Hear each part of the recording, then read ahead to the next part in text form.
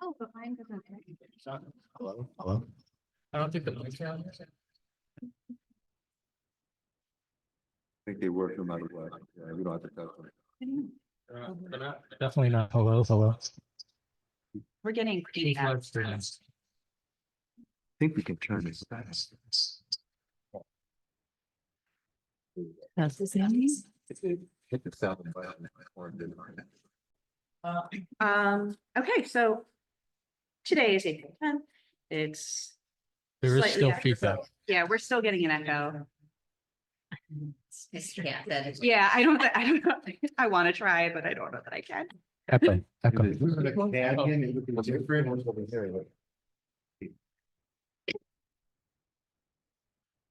Now, hello?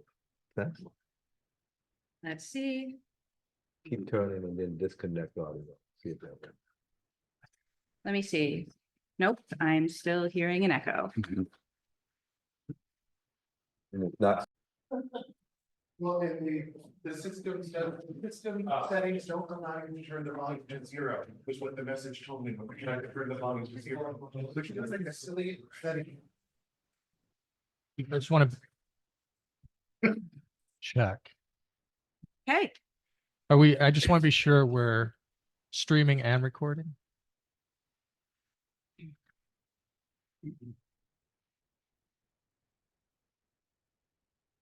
It was the iPads were the source of the echo, it seems.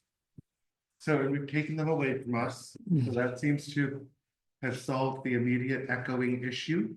Issue. I heard it again, it's bad. Can we get the other echo out of it? okay, well then we're gonna get ourselves started. Are we good to go? Tech. We're good. We're good. All right. We're good? Yeah, and Okay. we think we wanted to start with, are you starting with your salary? Well, I was gonna start with housekeeping and then like Oh. going through the agenda, and then Okay. the first topic on the agenda is salary. Okay, But and if it is okay at that time, like we appreciate that there may be a new proposal from ITA, but as we went through, we just had some questions that might be helpful to ask, like prior to your presentation, so maybe you can sort of. we're Okay, cool. Yeah, that's fine. Thank you. So housekeeping, it's a little after 4 o'clock. It's April 10th.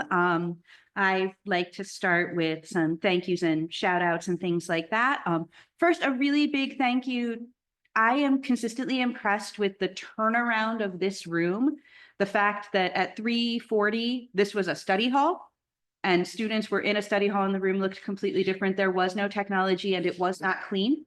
And the fact that our custodial crew has been through here and the entire audio video setup for this has happened. I just have so much gratitude for my fellow colleagues who made all of that happen.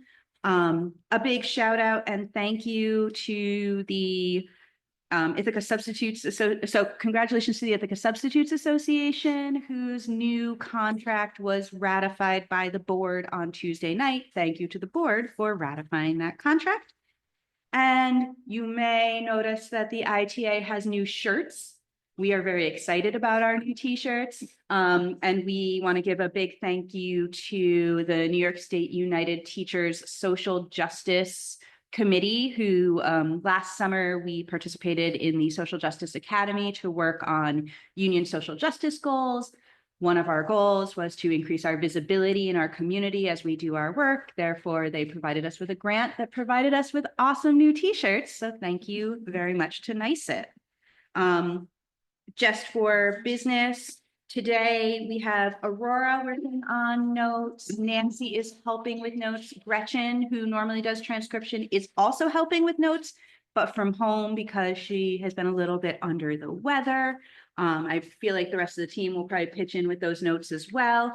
And our notes runner today, Emily is our notes runner right now. We'll be joined by Julie once Julie gets here. So if you have notes, please make sure that they get to Emily so that they can get over to Brian here. And that is our housekeeping. If you have any thank you, shout outs, housekeeping items. Thanks for being here. Love the shirt. Bye. Thank you. Anything else? Okay, so just in the very broadest sense on our agenda tonight, We have some unresolved topics from the 27th, talking a little bit potentially about salary. We had some cleaning up of some of those union district negotiation items. And then we're going to get into a lot of new discussion items that focus on length and scope of a school day, safe and supportive schools, and clarity for non-traditional assignments. So a lot of what we'll be talking about tonight are things that have had a first read, but that haven't had any real discussion. So I anticipate, I did a lot of talking last time. I anticipate doing a lot more listening this time, hopefully, because there are proposals. So, there's that. Right now, we said that we were going to limit the salary discussion to 30 minutes if no new counter offers are proposed.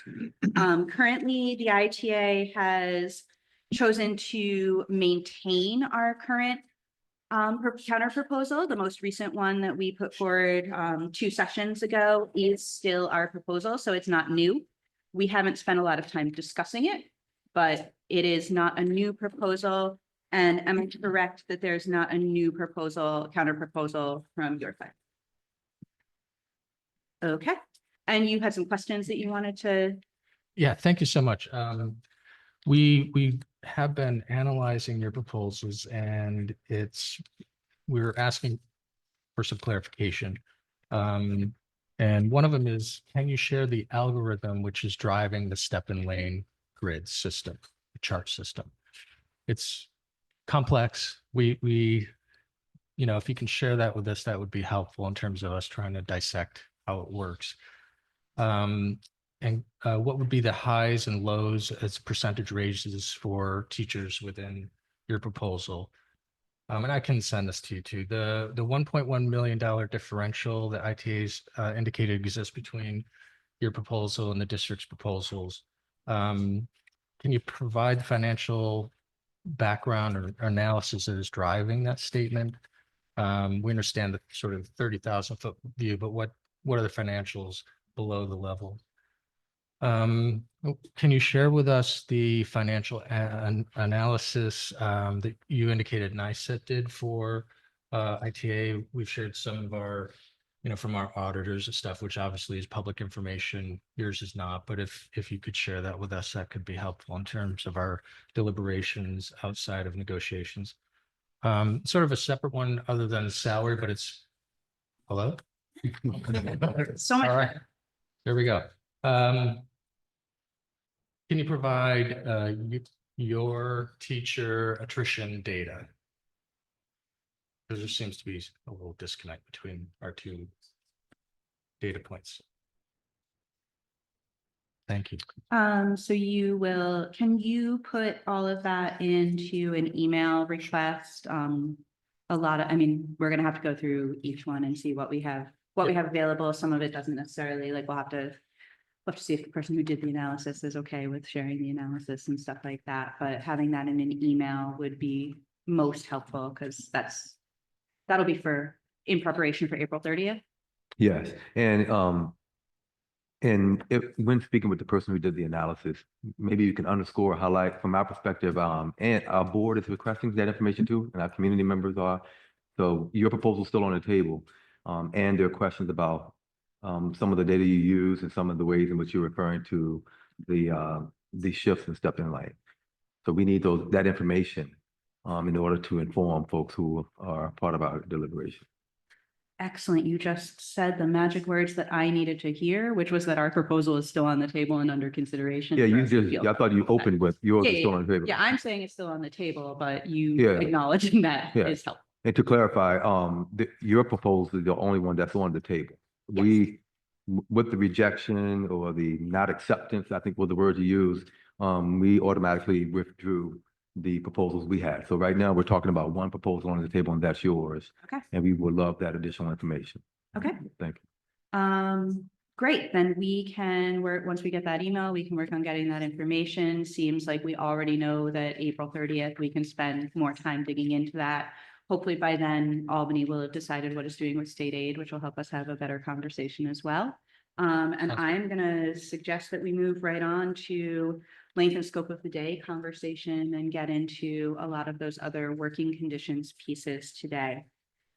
So last time we met, I kind of suggested that we do a general, bigger picture overview of what are we trying to do with all of the various length of day proposals with the teacher, what does a teacher work day look like, all of those things. I presented a number of slides that had things like the number of instructional minutes. Mary confirmed that with our current schedule, we are meeting the instructional minutes. We sometimes come really close to meeting the instructional minutes, but we are meeting the instructional minutes at every school. We talked about kind of the like, what time do teachers arrive? What time do they leave?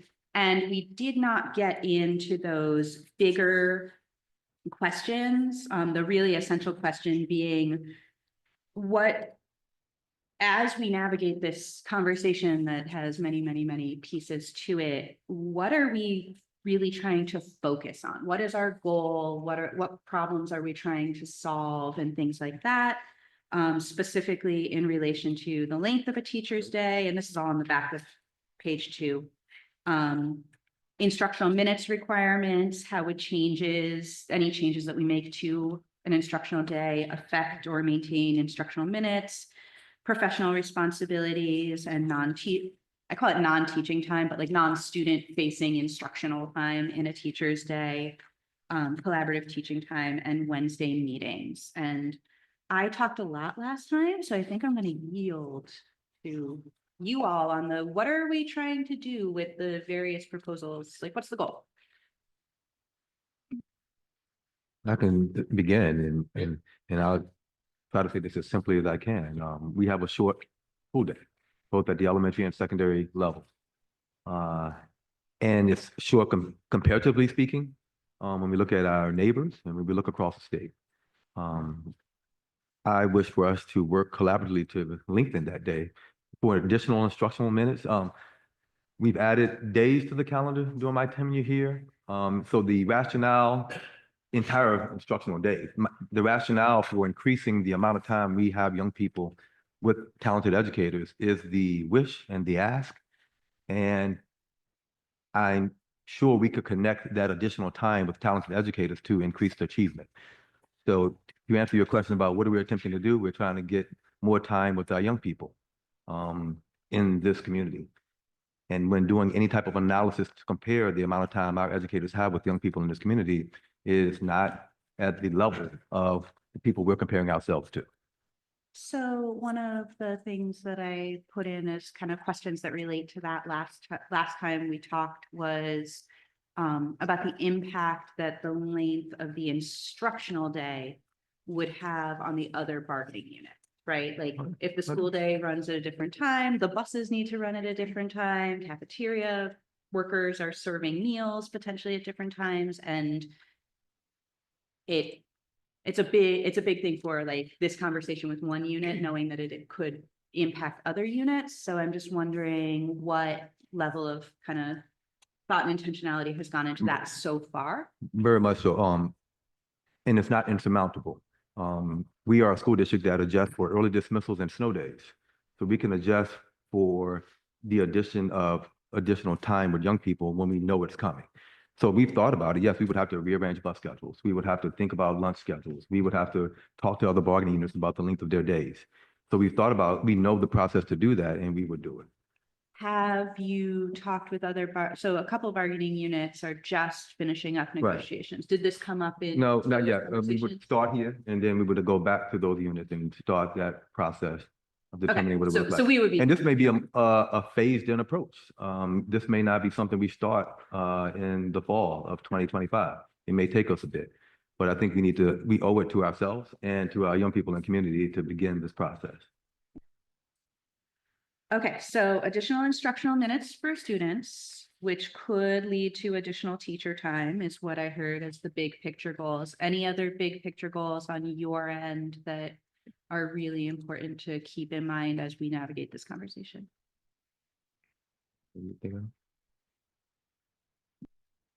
I don't know, I think there may be a statement or question behind your question there. What else are you thinking about? Or what do you want me to answer? Well, I have a whole list. I just Okay, yeah, let wanna me make sure read that- the list. I wanna make sure that you have a chance to say, Yeah. like. Yeah, everything and you wanna say. I'm clear. We want more time with young people. Okay, And there's a lot more to that, I'm sure, but yeah, that is the goal here. And there are nuances that we would work through, and it may take years to work through those things, but we need to get more time with young people. so we took I mean, you know, obviously, when I'm the one making the question, I'm also the one thinking through the answer, so taking that privilege here. As we were thinking about if we were thinking about, when we're thinking about our big picture goals, we have a number of them. So adequate on the clock collaboration time for our teachers, and codified expectations of common prep time for inclusion partnerships. So we have many, many, many classes where the success of students is dependent on the collaboration of adults, whether they're supporting students' needs as dictated by an IEP or a 504, ENL services, or access to related service providers. So one of the things, I mean, David and I were in a talking circle yesterday with board members and educators around inclusion practices. And one of the things that's very, very important to us and our members is the deep understanding that in order for inclusion to work well, our adults need to have really good partnerships where they can anticipate one another's thoughts and almost communicate without communicating, which is incredibly challenging to do without adequate preparation time. So that's a huge priority for us. To that end, also limiting the number of partnerships a teacher is required to maintain. I've worked with, in my time at the middle school, I've worked in co-teaching partnerships where my co-teaching partner maintained numerous other partnerships, 2 or 3 or 4, and some where ours was the only partnership and when that time has to be split up, it directly impacts the potential that we have in that partnership. And I'm looking at one of my former co-teachers over there. One of our other priorities is Wednesday meetings. We have both sides have presented some Wednesday meeting proposals. For us, Wednesday meetings that honor and respect our professional time is really important to us. So how are we using those to really make the most of the time? If the Wednesday meetings are going to be used for PD or professional development, we would like that professional development to be timely, relevant, immediately actionable, and differentiated for the myriad jobs that we do. I think about Callie Bryant, our art teacher, who spoke here at the table a while ago about sitting through an hours-long professional development on a subject that is a course that she teaches, and she teaches it with more depth than the professional development offered her. So making sure that we have that differentiation so that everybody's getting what they need. Time to work on curriculum program development in our curriculum and program teams. So that Wednesday meeting time for many of us already is, especially the PLC time, we're already doing that work. We'd like to continue to be able to do that work in that time. And that, you know, the many, many tasks of a teacher often can't get done in the one prep period we get.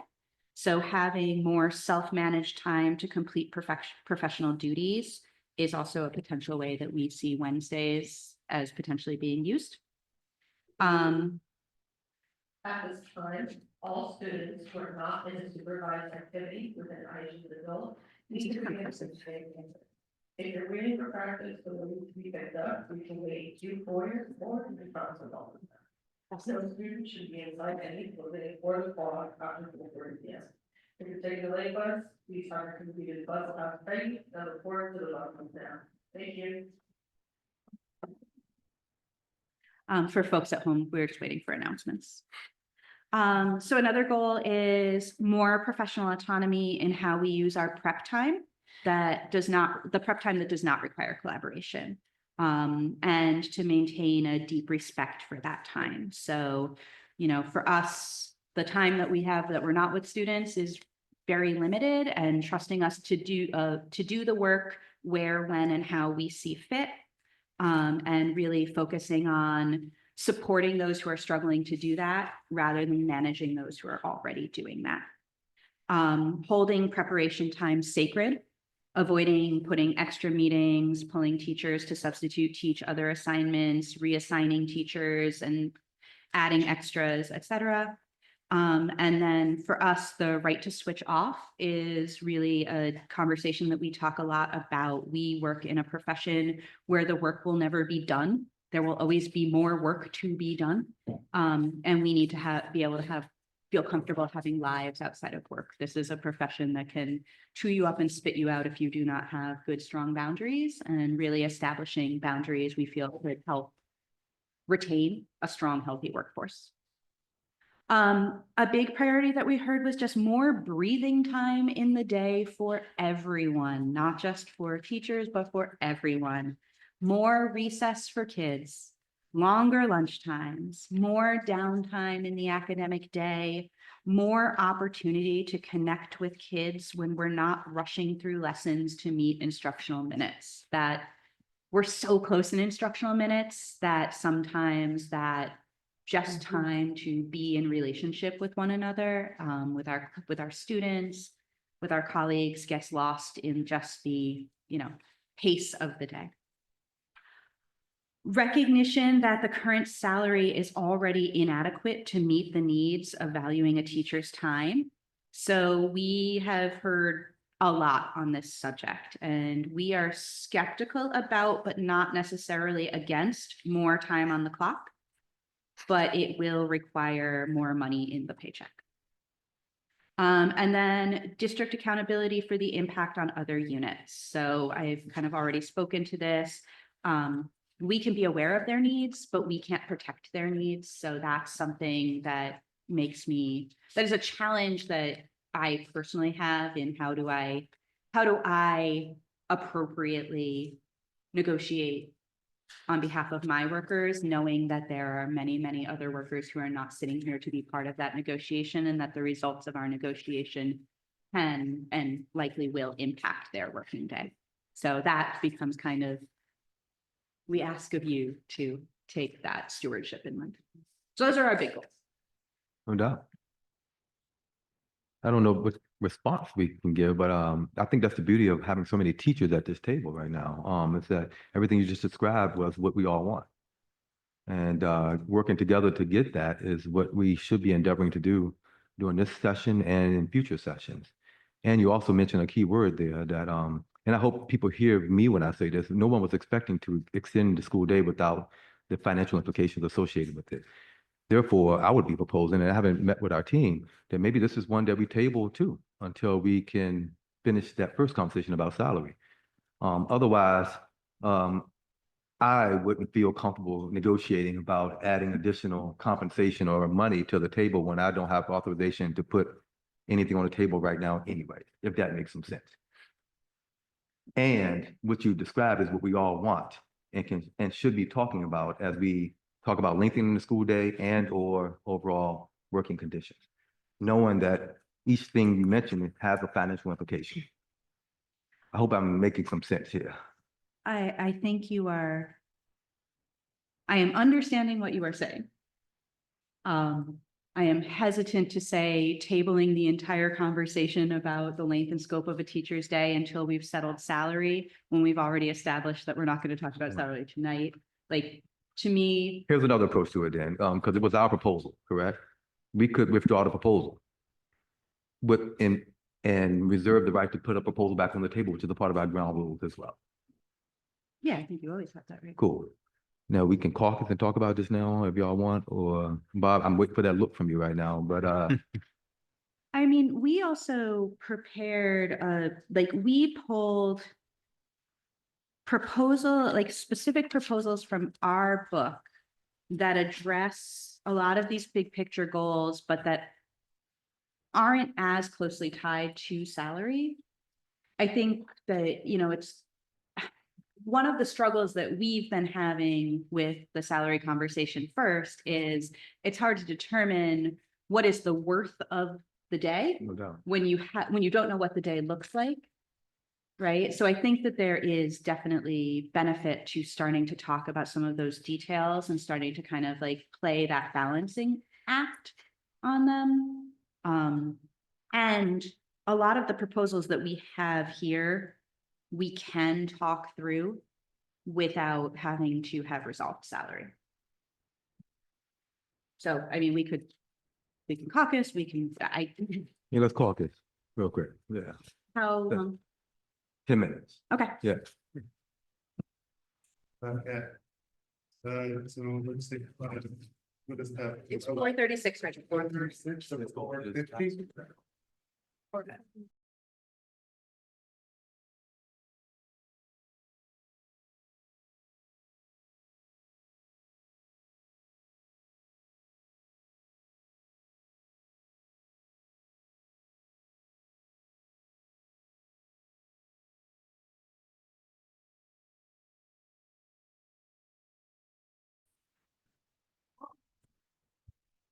We are on. We're going to withdraw our proposal related to extension of the school day. We want to reserve it to be able to put it back on as part of a counter proposal later, if that's something we want to do. So there you go. Okay. So extension of this, for the person taking notes, extension of the school day proposal with the right to revisit. Thank you. Great. So my colleagues up here did remind me that we jumped right into salary, so we skipped over a couple of other unresolved issues in between that and the big picture conversation. So they did want me to go back, but I had put them in the packet the way they were supposed to be anyway. So page 11. We are revisiting the unresolved issue of the proposal to protect the use of the public address system for announcement of union meetings. It is still just one sentence long. Yeah. Okay, tentatively agree? Yeah, actually, I thought we agreed with the date, time, and location. You, Sure. yes, Okay. It doesn't fundamentally change much at all, so, Yeah, no, it's right, like, I don't think we're gonna be using it other than, hey, that meeting's happening now. In this room. yeah, it was unclear whether we actually agreed on that last time, so I just brought it back to make sure. Love it. No worries. Thank you. Thank you. I That's guess. agreement. Proposal 56, protections against AI and outsourcing. We have already agreed on A and B. There was some discussion of C around the artificial intelligence. Yeah, I think we had the caveat that there may be circumstances under law in Yeah, terms of, we adjusted the language for that last time. Yeah. So really, the only thing that's still unresolved on this one that we haven't reached tentative agreement on is C.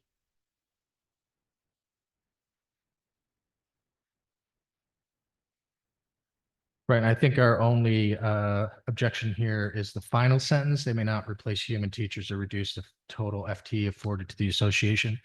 Given that the AI industry is in such infancy, we just don't know what it'll look like or feel like or sound like, even maybe 2 or 3 years or 5 years from now. So we don't want to limit the ability of future boards for efficiency sakes to have that ability. So the final sentence we can't agree to right now.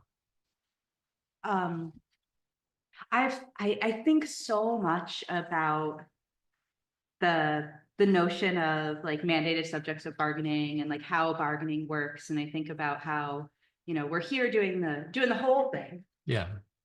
but like I've brought it up a couple times, to not lose sight over, once we ratify this, we have a mechanism on any day to negotiate specific items via the MOA. So my members feel very, very strongly that the notion of AI not replacing human teachers is very important. And I hear the question of, but what if something drastically changes in the future? And my answer to that is, if something drastically changes in the future, let's talk about it when it happens, rather than not use the circumstances that we're in right now and get like stalled on, like to stall on a what if scenario when we know that we could, if something changes, we could, you can call me up and say, hey, something has changed around AI and here's what we're thinking. And we could do that any day. So to me, I just want to remind everybody that I just don't want to see that speculation of what if hold us back from actually making progress on. When we've already said that we share the same goal of not replacing human teachers. Agreed. If, and that language is limiting though, in many ways. Do you have alternate so you think we took need- this back 2 weeks ago and said that you would bring back alternate language. Yeah, and we couldn't find anything that would be better. Well, and I'd like to think like if the board is considering bringing something in, they do due diligence. It's well considered. It goes through a thoughtful process. It isn't a spontaneous change, which would give us ample time to revisit the language in anticipation of that, to adjust it as needed. Right. There's a whole policy committee. It takes months to change a policy. Well, we could potentially add language or change the last sentence that it may not, may not be implemented without Board of Education approval.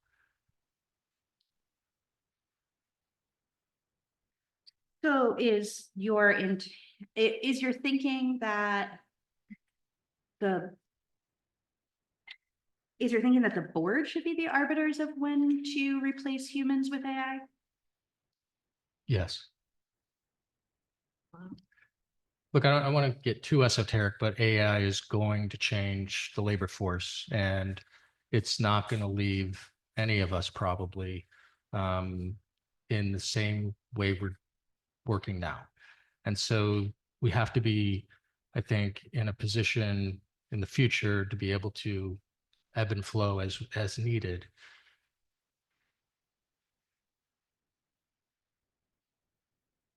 My issue was with the sentence in general. I think the sentence is vague, and the sentence I struggle with. If we're let's make sure we're all talking about the same sentence, all right? The sentence I'm looking at, they may not replace human teachers or reduce the total FTE afforded to the association. That part of reduce the total FTE afforded to the association is ambiguous from my perspective. Are you more comfortable with saying they may not replace human teachers, period? And then crossing out the rest? Well, I'm struggling. Let's say this language was in there and there was a reduction in force at some point in 20 years. And we do have some AI tools that who knows what they're doing at the time, but those tools have been enhanced. One could argue, you could make the claim that that reduction was due to artificial intelligence. And then we'd spend months trying to decide whether or not that was the case or not. And it would all be based on this particular sentence. That's what I'm thinking about more. Yeah, I don't want artificial intelligence to replace any adult either. But I also know that we're all using AI right now that has allowed for us to be much more efficient.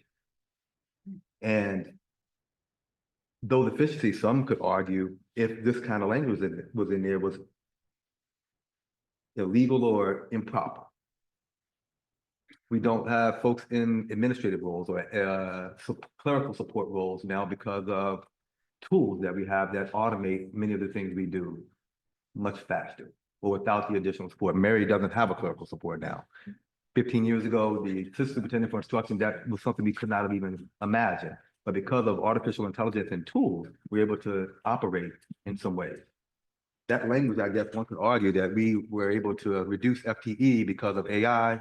There could be claims to positions, there could be other hangups. I just struggle with the sentence in general and agreement with what we're all trying to do. So, and I hear that. And a couple things to keep in mind. We are talking about negotiating a contract that would be entirely, so again, we could sign this on implemented on July 1st, and on July 4th, I mean, I'd be on a plane, so it would be hard to call me, but on July 5th, you could call me while I'm on that field trip and say, hey, Catherine, we really messed this up. Here's the situation. We think we might need an MOA, and we would have that conversation. And we are negotiating an agreement that sounds like nobody is looking at longer than 4 years. So worrying about 15 years down the road on a 4-year agreement doesn't, I mean, yes, once something is in, it becomes a little bit harder to get rid of, but there's always a way to do that. Those are both pretty important. And for us, the current, like, we are negotiating the current conditions. We can't negotiate the speculation of the I future. got you. So then with the current conditions, then the preceding sentence then covers us. To that end, generative AI and other technological developments will be used only to supplement, support, and enhance teaching and learning, period. Because if we're talking about today, then that's what we have, and those are the protections we have. That additional sentence from both perspectives, from my perspective, is an area that we all are guessing about and knowing we would need to do an MOA for. I'm suggesting let's not swim in that water when we don't have to. Because we have language, if we accept everything except for the last sentence, that does exactly what we both want. We will caucus when it's not at the moment, but we will caucus when it's appropriate to caucus. I hear, like, when you put, we highly value the benefits of human connection in the classroom, that hints at humans. For us, from our members, we heard really, really clearly, like, the gist of what this was how do we write a protection that teachers cannot be replaced by AI? That human teachers cannot be replaced by AI. So, like, that is the ask from our members. We'll caucus and determine whether or not we feel that the previous 2 sentences telegraph that enough to make it clear enough. But that's, the ask was, how do we keep humans? How do we keep humans? Yeah, and you stated we're writing a contract for current situation. Exactly. So if that is the premise we're operating under, then we must stop without getting into that last sentence. So we'll, after we caucus, come back, we'll revisit that one, but I think we can move forward. It doesn't make sense to take a whole caucus just for that one sentence from our point of view. Okay, the proposal around academic freedom, which has been renamed the proposal around academic freedom that Mary and David worked on together. So I will yield.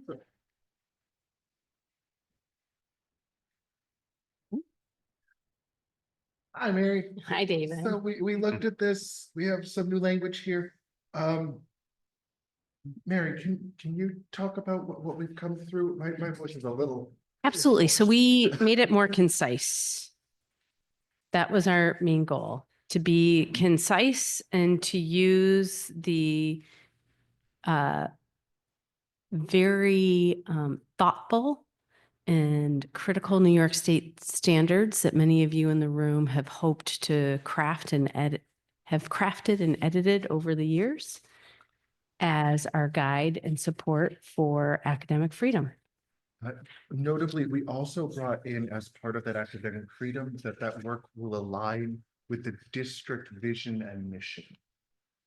Right, to ensure that it upholds the ideals, the values that we at the ICSD center in our work. So we're looking at curriculum and lesson plans that align to state standards, the district vision and mission, and the Board of Education policies. But as long as we're hitting those critical parts, it's your classroom, and we trust our educators to be the professionals that they truly are. And it's, I mean, I'm in agreement, as long as everybody else is in agreement. Yeah. Yes. I am, yes, but I wrote it. So that's a question. You're good. You're good. We did write it. We may just be in the stall, but we're not disagreeing with her. Just know that Jake needs to hear, yes, we are at tentative agreement.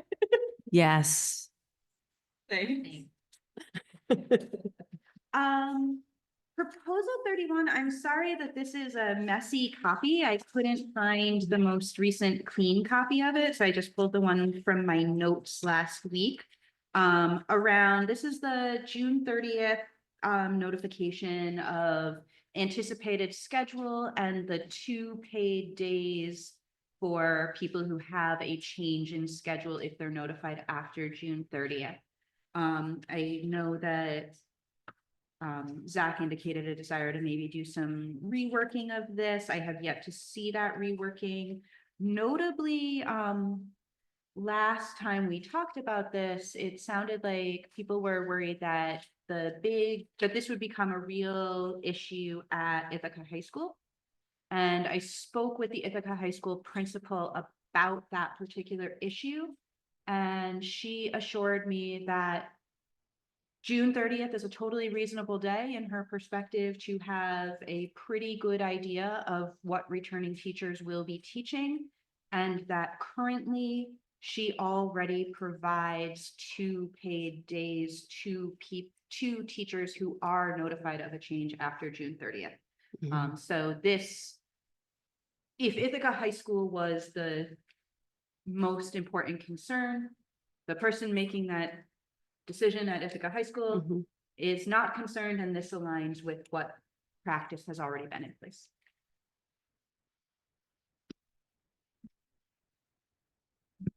And there is, the revised version did also have the code, the any affected inclusion support teachers. It was written in a way that made it clear that it's not 4 for the one and 2 for the other, but it's 2 for each. So I can bring a better copy of that if we can agree on the concept. Yeah. Can I share my thinking? I'm new to the table, so apologies, colleagues. Yeah, Also go ahead, go ahead. recreating the table situation here. So. So, in this work, anything we put in, we negotiate out and vice versa. When I play this before, and after, that's when I want to, in a very genuine way, think about the implications of this. So for us to commit to teachers knowing their assignments in June, we have school counselors working very hard right now. Thank you for student placements to get the schedules done. So students would know their schedules in theory in June, which would be awesome for them because then they would, as far as students knowing what to take. And for us to do that, we would need, and if you're willing to give that, notification in March that I won't be returning or I will be, then we just have the things that happen before this. And I did meet Catherine too with the school counselors who were like, yep, we can have that. We have the mock schedules, course loads made. We have a proposal. We Yeah. haven't brought it to the table because it's a benefits proposal and has salary attached to it. But we have a proposal that would incentivize early notification. We were saying like January 1st. If we could play with the date, and I would have to open up my binder and find it, but it's really it was a minor incentive in the form of the ability to buy back some sick days for early notification. So we Got it. Okay. Provided there is a compelling, and it was about having the option to continue health insurance through the summer while paying for the health insurance, paying the employee contribution for the health insurance if need be. Be included there. Yeah. Do we want to Share that with us, and our counter to this proposal will incorporate feedback. David is finding what proposal number? Yeah. It's in the ITA, the ICSD proposals. Yes, yes. Yeah, or no, it's in the ones that we gave to them. It's not in the ones that are our version. Yes, you're looking in the right place. Sorry.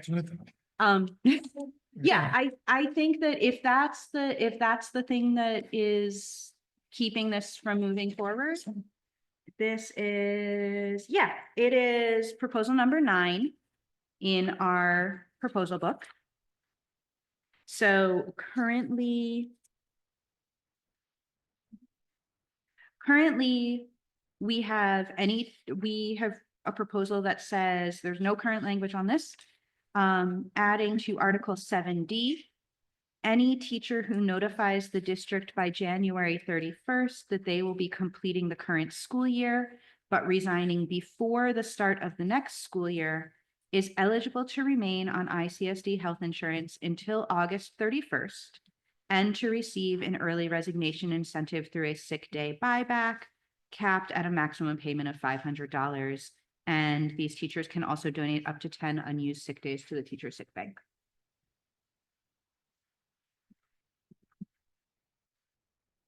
The healthcare one. Say the healthcare one again. It would stay on for how long? Do you? I do- appreciate these are tied together.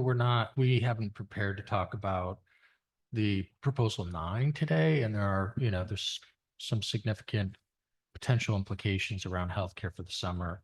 And so I think maybe we can tie the two proposals together with a counter proposal for next time. Yeah. And see if like the whole Yeah. package can be, okay, Do you want Copy of- David to make a copy of this right now? what? At some 9? point. Of 9? No, we got You it. have it. We got it. Thank You you. put in your original packet. Yeah. It's proposal number 9. Perfect. Yep. Okay. But in general, we're moving in the right direction. Not a tentative agreement, so.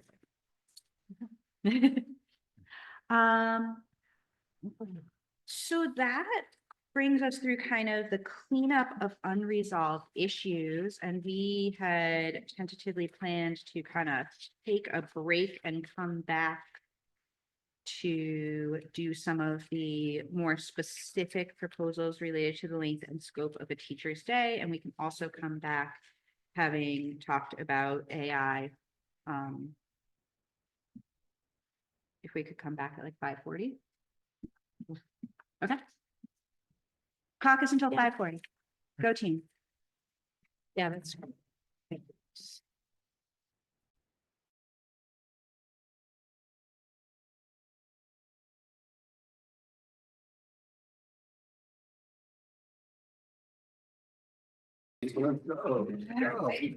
Yeah, I'm just waiting.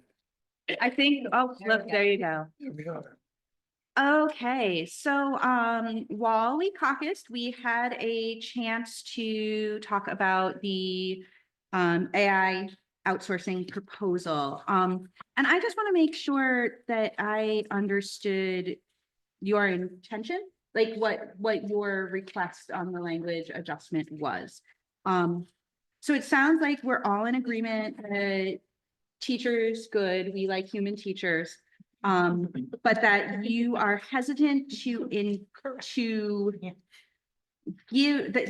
that you are hesitant to make decisions right now and would like to reserve the right for the board and for the district to, if the situation warranted it, to have the option to replace human teachers with AI?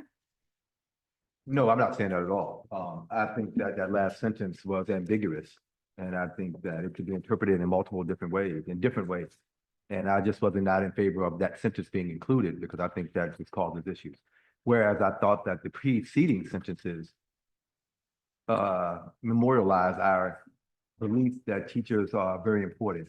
And in no way should we be seeking to replace teachers without having some significant rationale. Yeah, that's it. I felt like that last sentence was us anticipating or foreshadowing something that we cannot. That's all. Okay, then can we propose a revision? You can do whatever you want. Well, then I'm going to propose a revision. Our team is uncomfortable with losing the last sentence.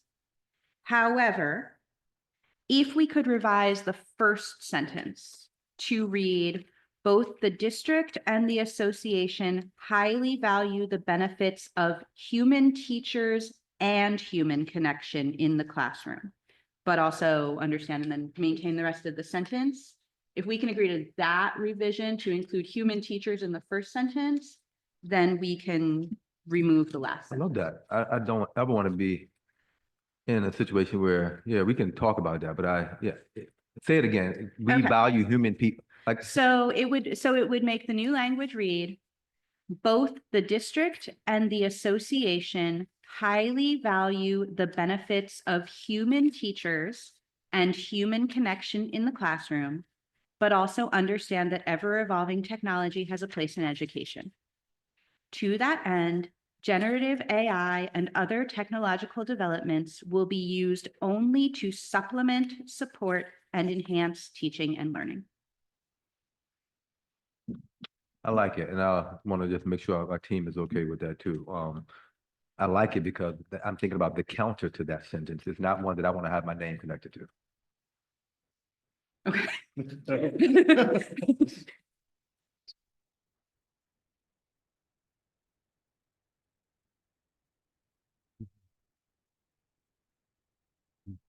Right?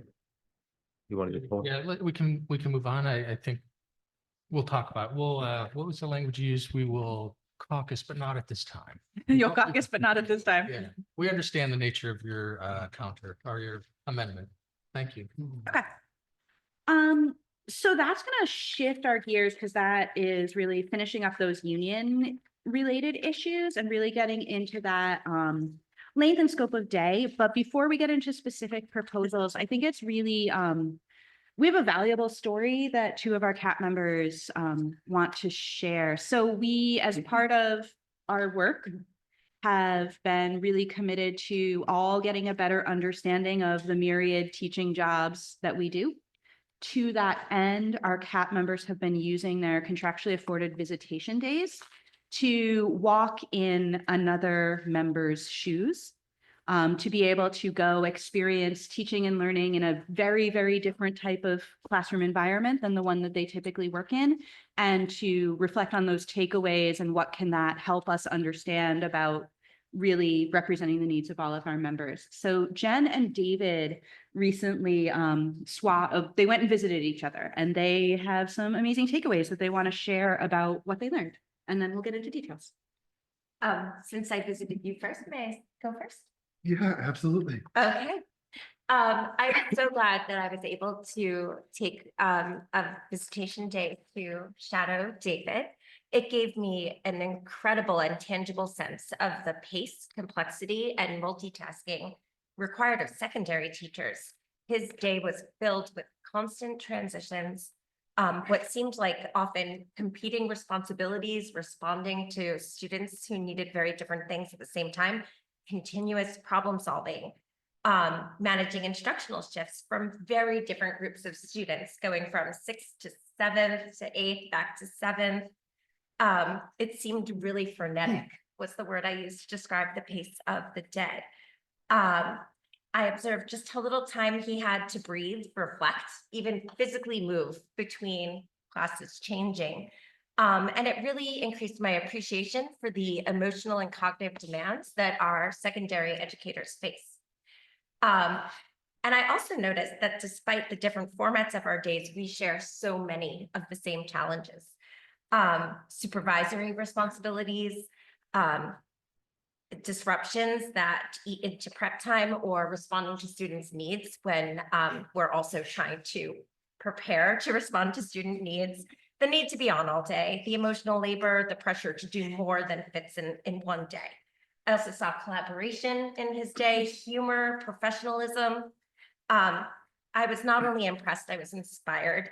And I got to participate in a middle school team meeting, or at least to observe one, seeing how they co-navigated support plans, responding to students who are struggling, preparing for a field trip. The work is intense, it's relational, and it was so invisible before I spent this time with David. Oh, thanks, Jen. You're welcome. Well, now I gotta follow that. To which end, I spent Tuesday of this week in the elementary school. I am in my 17th year of teaching, and Tuesday was the first day I spent a day in an elementary school, since I was there myself. And I think so often in our profession, we look at what we each do and go, I have the hardest version of that, right?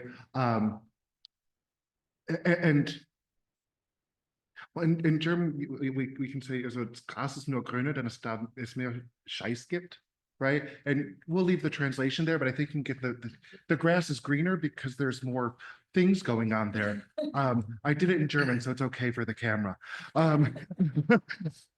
Right, but it was eye-opening to see what it is genuinely like to spend that day with the littles, right? I don't have my notes from my day in front of me, but I know that the very first note that I took was 7:40, boom, go.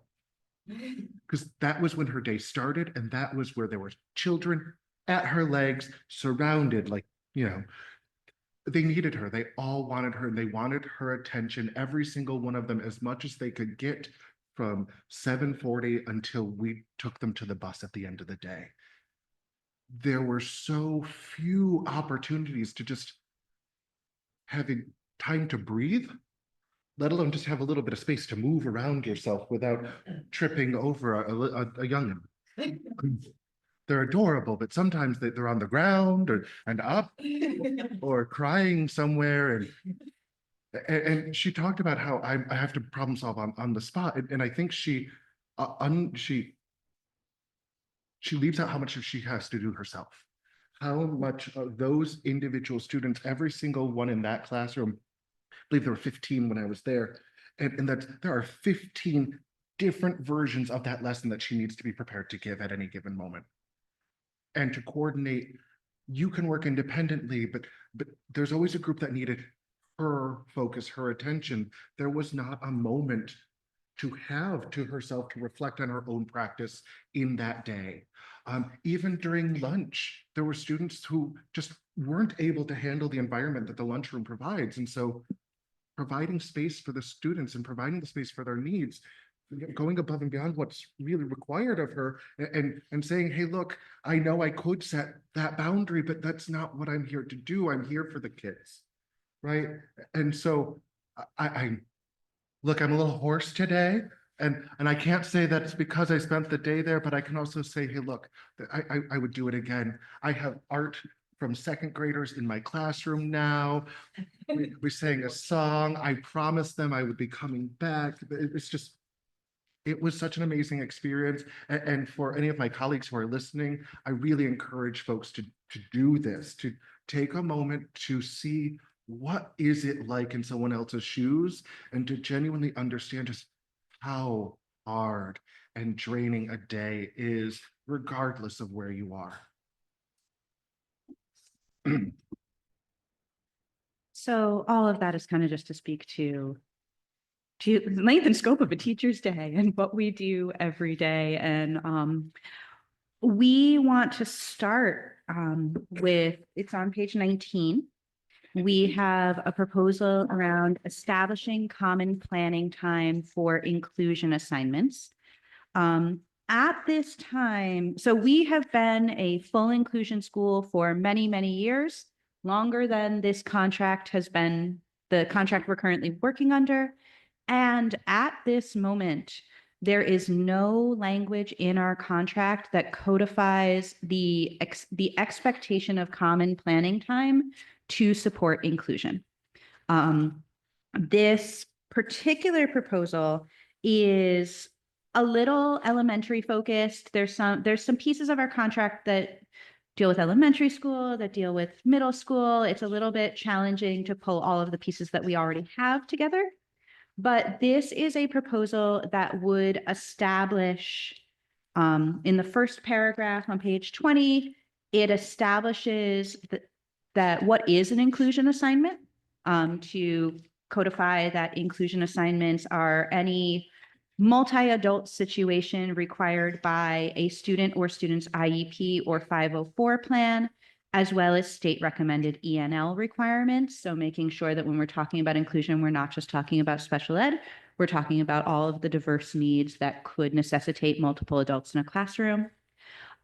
It goes on to establish what is a reasonable, what we feel is a reasonable minimum amount of common planning time for the various types of inclusion assignments that we use across the district. So we currently employ a couple of different models. We employ an integrated co-teaching model, which is a very intense marriage, if you will, where everything is the joint responsibility of multiple teachers.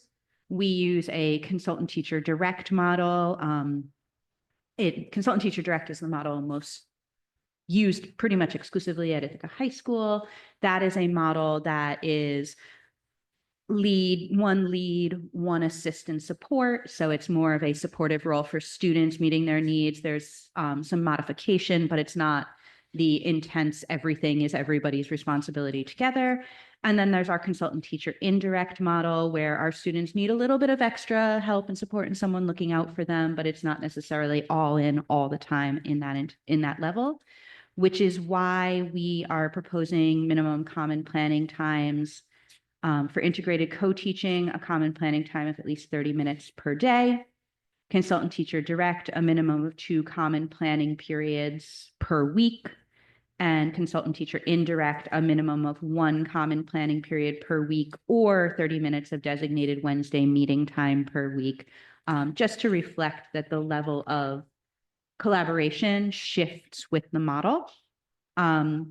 And then also goes on to establish that the number of teaching partnerships that a service providing teacher should be expected to maintain, understanding that when you spread yourself too thin in your relationships, not everybody gets what they need from you. So that's kind of the gist. And I'm going to let Molly and Jen take it away with kind of the experience and the background and all the details. We get our. Wow, co-teaching, it's normally sharing. So, hi, I'm Molly Fernier Ames. My kids know me as Miss Molly. And Jen and I are co-teaching this presentation, and we're both coming at it from the different lens of co-teachers. I'm a special education teacher. Jen is a classroom teacher. So we both have different perspectives of this. I also just want to point out that one of the reasons why co-teaching is great is because you can have each other's back when things aren't going great.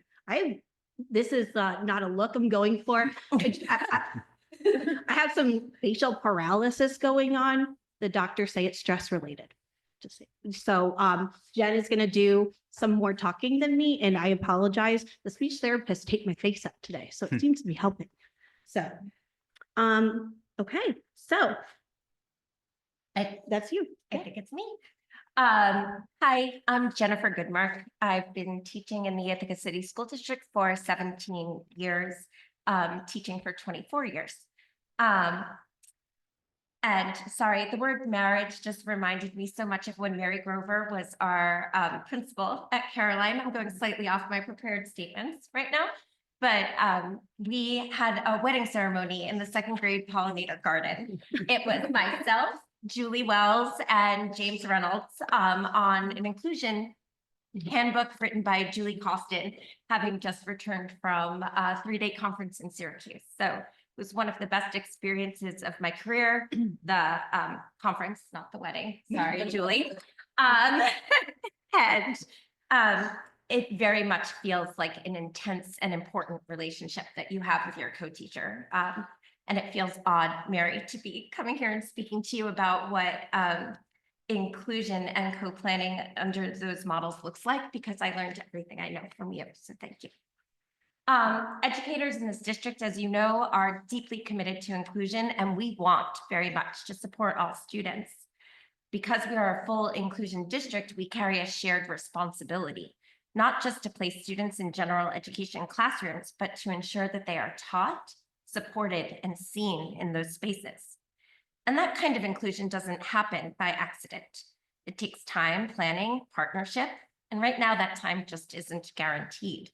Proposal 32 is about aligning our daily practices with our deeply held values, about protecting the time educators need to deliver on the promise of inclusion, not by luck, not by burning ourselves out, but with clear, sustainable structures. So we built this proposal on what the research tells us, what state regulations require, and what our own educators have lived and shared in their classrooms. And most importantly, it delivers what students need, especially those with our greatest needs. Meaningful collaborative instruction from educators who have time to plan together and make it count. We have some quotes that I want to give you a moment to read. These are some of the leading voices in the fields of inclusive education and co-teaching.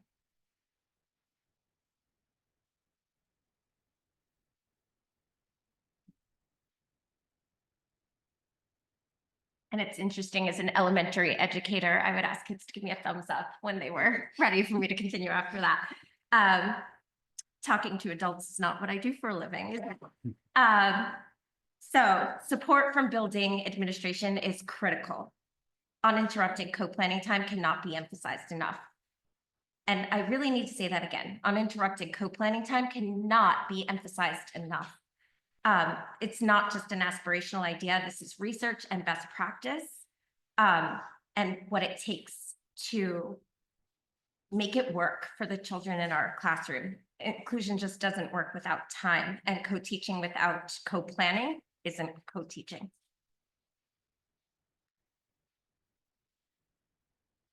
So what happens when we do have the co-planning time that we need? Well, the research tells us that when teachers have dedicated time to plan together, first and foremost, tier 1 instruction improves.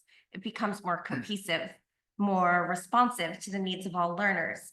The supports for students with IEPs and 504s aren't just added on, they're intentionally designed into core instruction that's designed with outcomes in mind.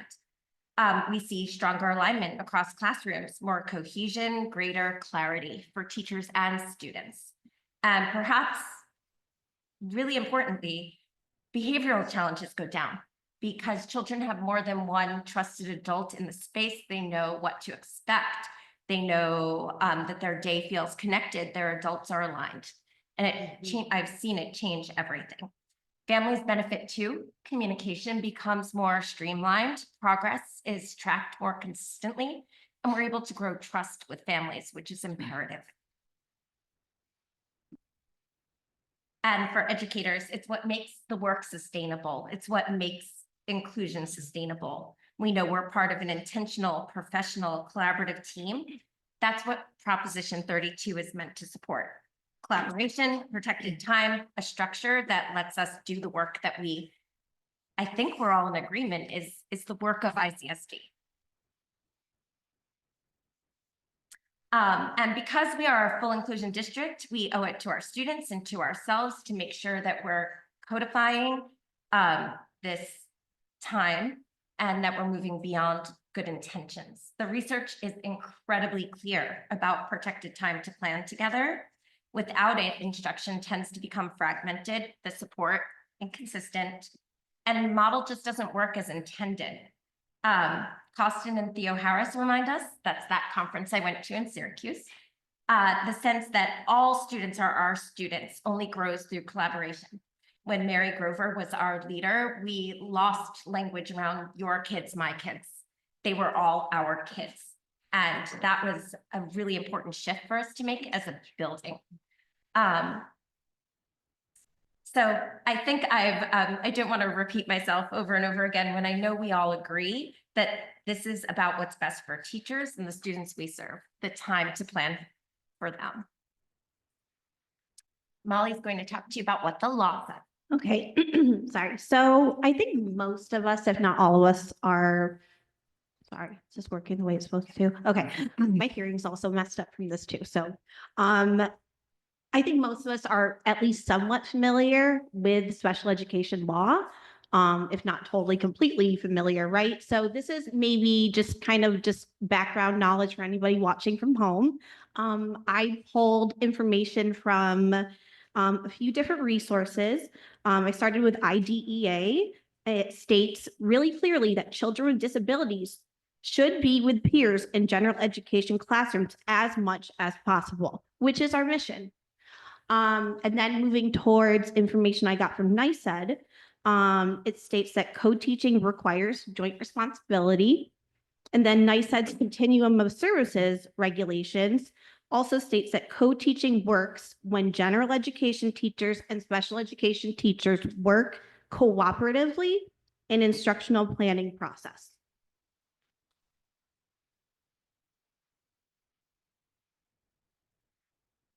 So we know the contract at present doesn't guarantee time to co-teachers to plan together, and that's the gap we're trying to close. This is what the contract currently says about prep time for elementary teachers. And on paper, it sounds promising. A daily prep period and a second prep once a week when students attend more than one special. But in practice, that second prep rarely, if ever, happens. I do know anecdotally that it has occurred at some of the elementary schools. At Caroline, where I've been for 17 years, I've never seen that kind of second prep happen. And more importantly, what's missing entirely is any mention of that common planning time that we know we need. And we simply can't collaborate, plan lessons, make responsible decisions about students and for students when we're passing in hallways. It just doesn't work. And it's a real barrier to inclusion right now. Secondary. I'm so glad I got to spend the day in David Isley's classroom before I talked about what a secondary day looked like. At the middle school level, we have a beautiful model. We've heard from educators about the team structure and how supportive this structure is for students, especially as they transition from elementary school where we cradle them into middle school. What we want to highlight is that kind of intentional co-planning time would be really beneficial in elementary and high school settings as well. And Molly's going to shift from what's written in the contract to talk about what's happening in our schools. So member experiences, are they equitable? So after looking through just information from one school building, which we'll get to, and some responses we got from members, as well as just conversations with colleagues, I found that the experiences really are not equitable across the board. So we go to the, okay, so A Tale of One Elementary School. I won't tell you which one. Just kidding. So, chapter 1, special education teachers. So what this shows is in one elementary school building with 4 special education teachers, it shows how many grade levels they work in, how many co-teachers they work with, and what their common time is with their co-teachers, both lunch and prep. I think teacher A seems to have a really ideal situation. And I have been teacher A in the past. I'm not this year. It makes a huge difference. They have both lunch and prep time with their colleagues in one grade level and 2 teachers. Teacher B is 30 minutes instead of 40 for prep, still pretty good. Then we get to teacher C and D, working in 2 grade levels, working with 3 co-teachers, not sharing prep time with their co-teachers. And I'll just go ahead and admit, I am teacher D, and I don't have a prep currently because I'm on an overage, but even when I did have a prep, it wasn't common. And just going off the cusp this year, not having prep time with my co-teachers has been detrimental for my instruction. Absolutely. I don't get to collaborate on instruction. I go in, I meet 45 minutes, and then I go to the next place and I try the best I can. It's not ideal. All right, so now we'll go to chapter 2, reading specialists as co-teachers. At this elementary school, reading teachers are really utilized as special education co-teachers in order for us to meet the minutes. So there's a lot of similarities between these 3 reading specialists, 2 to 3 co-teachers, common lunchtime. Teachers E and F have common prep time with 1 grade level and not the other. Teacher G does not have common prep time with either of her co-teachers or team levels. Now you can go to the next one. E&L. Oh, it's okay. So this E&L teacher supports 5 grade levels with 7 co-teachers. This is a little complicated. So they have lunch, common lunch with 3 teams, which then has a 15-minute overlap between one other team's prep. And then their prep time overlaps with another team's lunch. And this will all be important soon, the differentiation, but there's one grade level that this teacher does not have any overlap in prep or lunchtime with. This is a teacher co-teaching in a grade level that they do not have common planning time with. Okay, go to the next slide. As you know, we've been keeping our finger on the pulse of our members.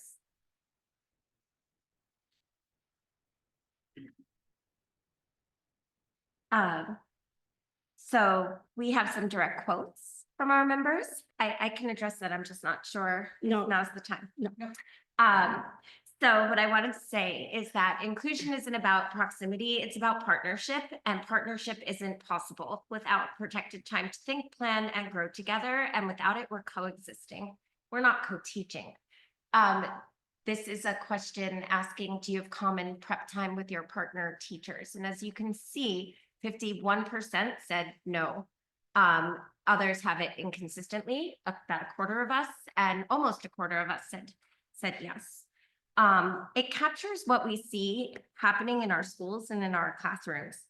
And I think it's really important to note that inclusion done right is probably the most complex form of teaching. The amount of shared planning preparation is really quite significant, and we need structural support to make it work.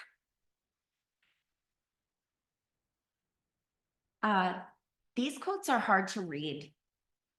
And I don't mean hard to see. I mean, emotionally, it hit me hard to understand that my colleagues felt this way. But they show what happens when we leave co-planning to chance, when we rely on individual teachers or building leaders even to make it work instead of building it into the schedule or codifying it into our contract. And yet teachers have been making it happen through hallway conversations, after school time, emails, asynchronous planning on Google Documents, but it's really not sustainable. And the result isn't always intentional, but it's harmful. We don't mean to exclude students, but when we don't have time to plan, we are modifying on the spot with whiteboards, grabbing something, a picture, or grabbing Google Translate sort of sloppily to try to meet the needs of a student. So Proposal 32 doesn't have a price tag, but there's a real cost to not codifying our planning time. And that cost is paid by teachers through burnout, frustration, feeling undervalued and overworked. And more importantly, it's paid by students who miss out on the kind of instruction that they deserve and that we are capable of providing, that we want to provide more than anything. Okay, so we got a note about how is lunch co-planning time, and I think the point is that it can't be. New York State updated their labor laws in 2023, and basically my understanding, and you can correct me, Catherine, please do, is that employees who have a regular shift, which we do as teachers, have to have their noon meal period between 11 to 2 and are entitled to that lunch break between those hours.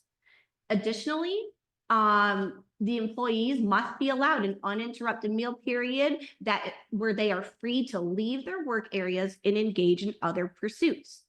So if employees are required by their employers to attend work-related tasks, such as co-planning, that should not count as a meal period.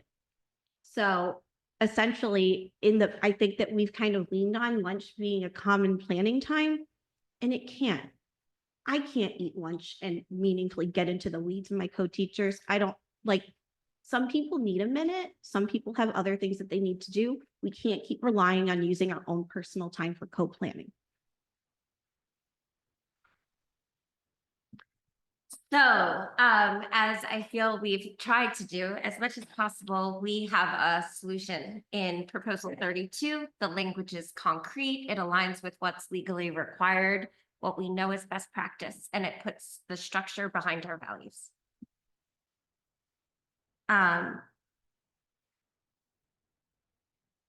You've received the proposal. I'm not sure if you want to take a minute to read the, some of the, or if you want me to walk you through it.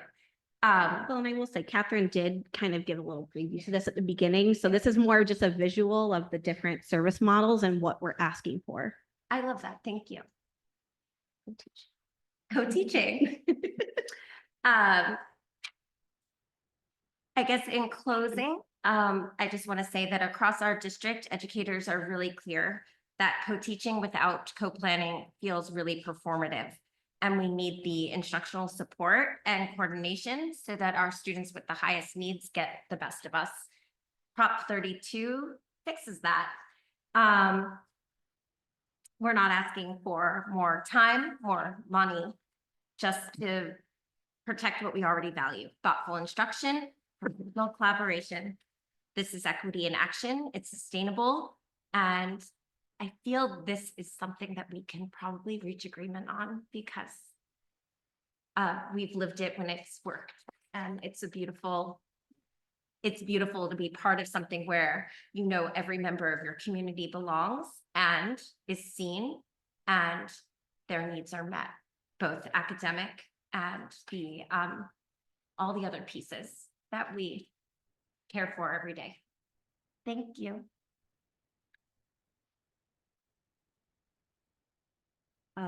Jen reached out this morning and she's like, I feel like this is going to be an easy one to reach agreement on. And I'm like, well, we're all going to reach agreement on why really easily. And then there's how. And that's where I anticipate our conversation is going to go. So I'm going to just sit. Great. Thank you for that wonderful outline of the continuum of special education law, the realities of what it looks like at both elementary and secondary. I want to say it was a real honor to get to be the principal of Caroline Elementary School, where I feel this was a model that was thriving.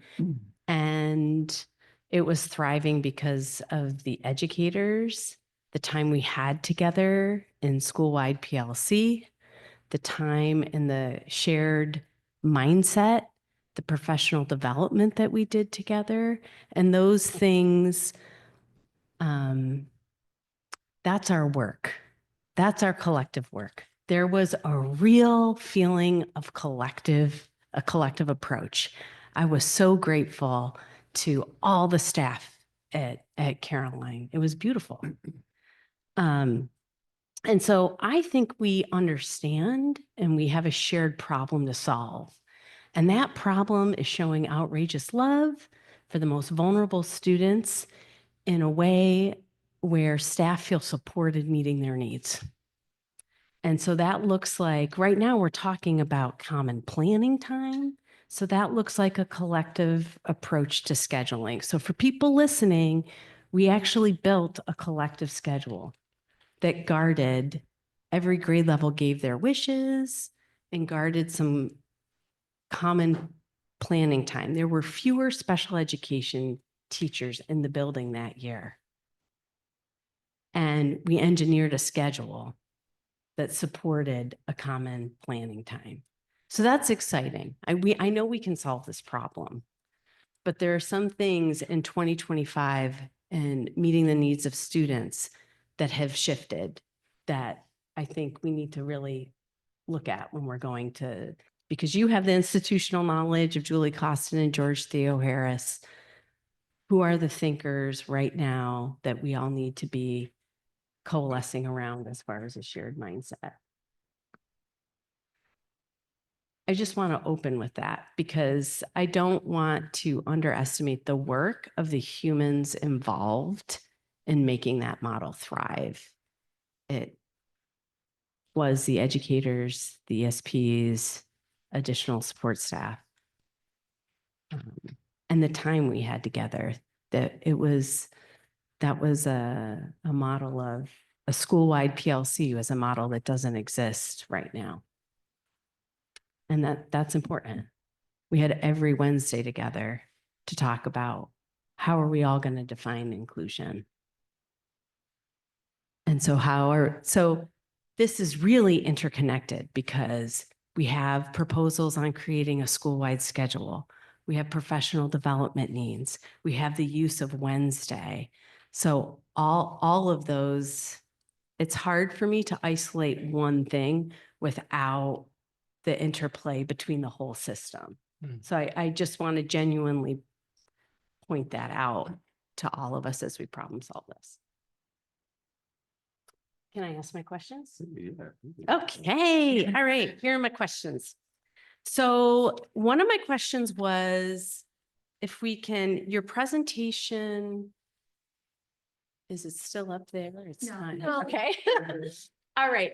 So the related service providers or related providers, when you give a number of 2, is that including like who, when you use that term in this proposal, who does that include? I don't want to exclude anyone. Yeah. So we've been using related service providers as a catch-all phrase for PT, OT, psychologists, social work, all the people who work with our kids who may not be assigned to be like in a rostered classroom on a roster. Does that Mhm. make sense? And we're using it as a catch-all because I'm sure that there's someone who I haven't named who's like, name me, Catherine, and just it. All of Thank the you. folks. Okay. Yeah, And the then- APE teacher, like everyone who serves students in those capacities. Perfect. Okay, we have a shared understanding of that. And then the other piece, when at the bottom of the proposal, it says no more than 2 general education co-teachers in an integrated co-teaching partnership. So right now, our continuum as outlined by special education law has consultant teacher direct, consultant teacher indirect. Integrated co-teaching is not on that continuum. It's optional. We use it because we know the research on student achievement. So we lean heavily on that in this district. That language could change or that continuum. So as I'm leaning on what I've learned from Dr. Eversley Bradwell and thinking about maybe referencing the current continuum and what the continuum outlines as some language to use. I appreciate how this goes into the differentiation, but I'm curious how things will evolve for us in the coming years.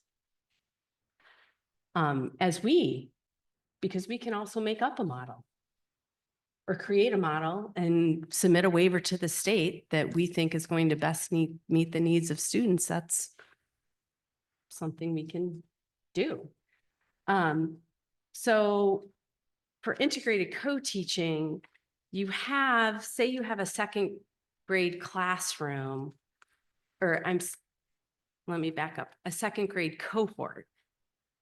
If I am a special education teacher and there are 4 sections of 2nd grade at my school, the planning time is likely going to be with all 4 people.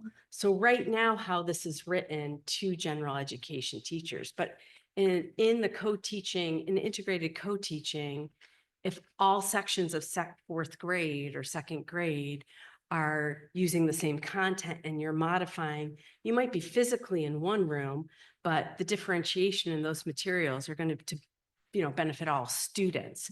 So that was just something, I think I understand the intent of no more than 2 on paper as far as students that, do you know what I'm saying? As far as students on your caseload, essentially students on your caseload would not be distributed to more than 2 teachers. But really you're co-teaching with every 4th grade Yeah. teacher because integrated co-teaching, the foundation of that is the planning time. Yes. So I guess what I'm saying is, let's play this out. And I'm on a fourth grade team. There are 4 sections. There are 2 teachers. When I co-plan, I'm going to co-plan with them at the same time. It's not going to be 30 minutes with one fourth grade teacher and then 30 minutes with another. It would be a shared meeting, a shared planning time, Yes. Yes. So right? so Is it yeah, like so this, so I'm thinking about like, but that requires all of those people to have the same shared planning time. correct. And yeah. if 2 of the fourth grade team have this period of time, I mean, my brain can't do not a secondary schedule. If 2 of those teachers have second period and 2 of those teachers have fourth period, and we can get that special educator on free both second and fourth period, that's 2 different planning time, right? Like, even though they're fourth grade, they're 2 different. Right. So that's where I think if I may propose some next steps for this. Looking at schedules where it exists, which you've already outlined, like this is what the school-wide schedule looks like, where it's working, would help us. And it doesn't have to be right here. Like we could have a work group or a conversation, and I would be happy to pull those visuals for people, because I think it's an important distinction from elementary to secondary. As you already explained, as you're talking about shadowing each other, because it would be challenging for a teacher of special education to meet separately with 2 members of a fourth grade team for co-planning. It would be redundancy, right? You would have a team planning time. And I'm not sure about the models at every grade level. My comment is assuming everyone is working together as a grade level team Which is, I think it would be, for it to work. yes, and to assume that that's what's happening would probably be making an assumption that's not correct. Yeah. But Yeah, that's why, Yeah. like, yeah. From my point of view, one thing I do want to just clarify is that the co-planning isn't just what are we teaching? It's how are we supporting individual students? And that Mhm. wouldn't happen in a team meeting time. I currently have 4 teachers who I team meet with on 2 fourth grade, 2 fifth grade. And then I have separate times that I collaborate with my specific co-teachers on what are we going to do to teach this to our class? How are we going to modify this for this student and this student? It's not a team discussion unless we're teaming around that. And so I just want to say that co-planning is it's not just what are we teaching, it's how are we supporting the whole child. Right. And so with the limit of 2 general education teachers to collaborate with, the way that I read it was that I might team plan with 4 teachers, but I have 2 teachers who I need to be really involved with on how we're supporting our classroom. Right. Because you're, And I can yeah. speak to that at the secondary level as well, because I've had many, many, many amazing co-planning teams over the years here. And one of the teams that I had that was just really, really beautiful, 7th grade English, for those who don't remember what I used to teach before I did this. There were 2 7th grade English teachers at our school. So we split all the students in the 7th grade between the 2 of us. Because I was the department leader and the RTI coordinator, I had 3 sections, 2 of which were co-taught with a special education teacher, 1 of which was co-taught with a reading teacher, and students' needs matched. My parallel teacher, my other me on the other team, had 1 section alone, just solo, 3 sections of co-taught with the same special educator who I co-taught with, 1 section co-taught with the ENL teacher.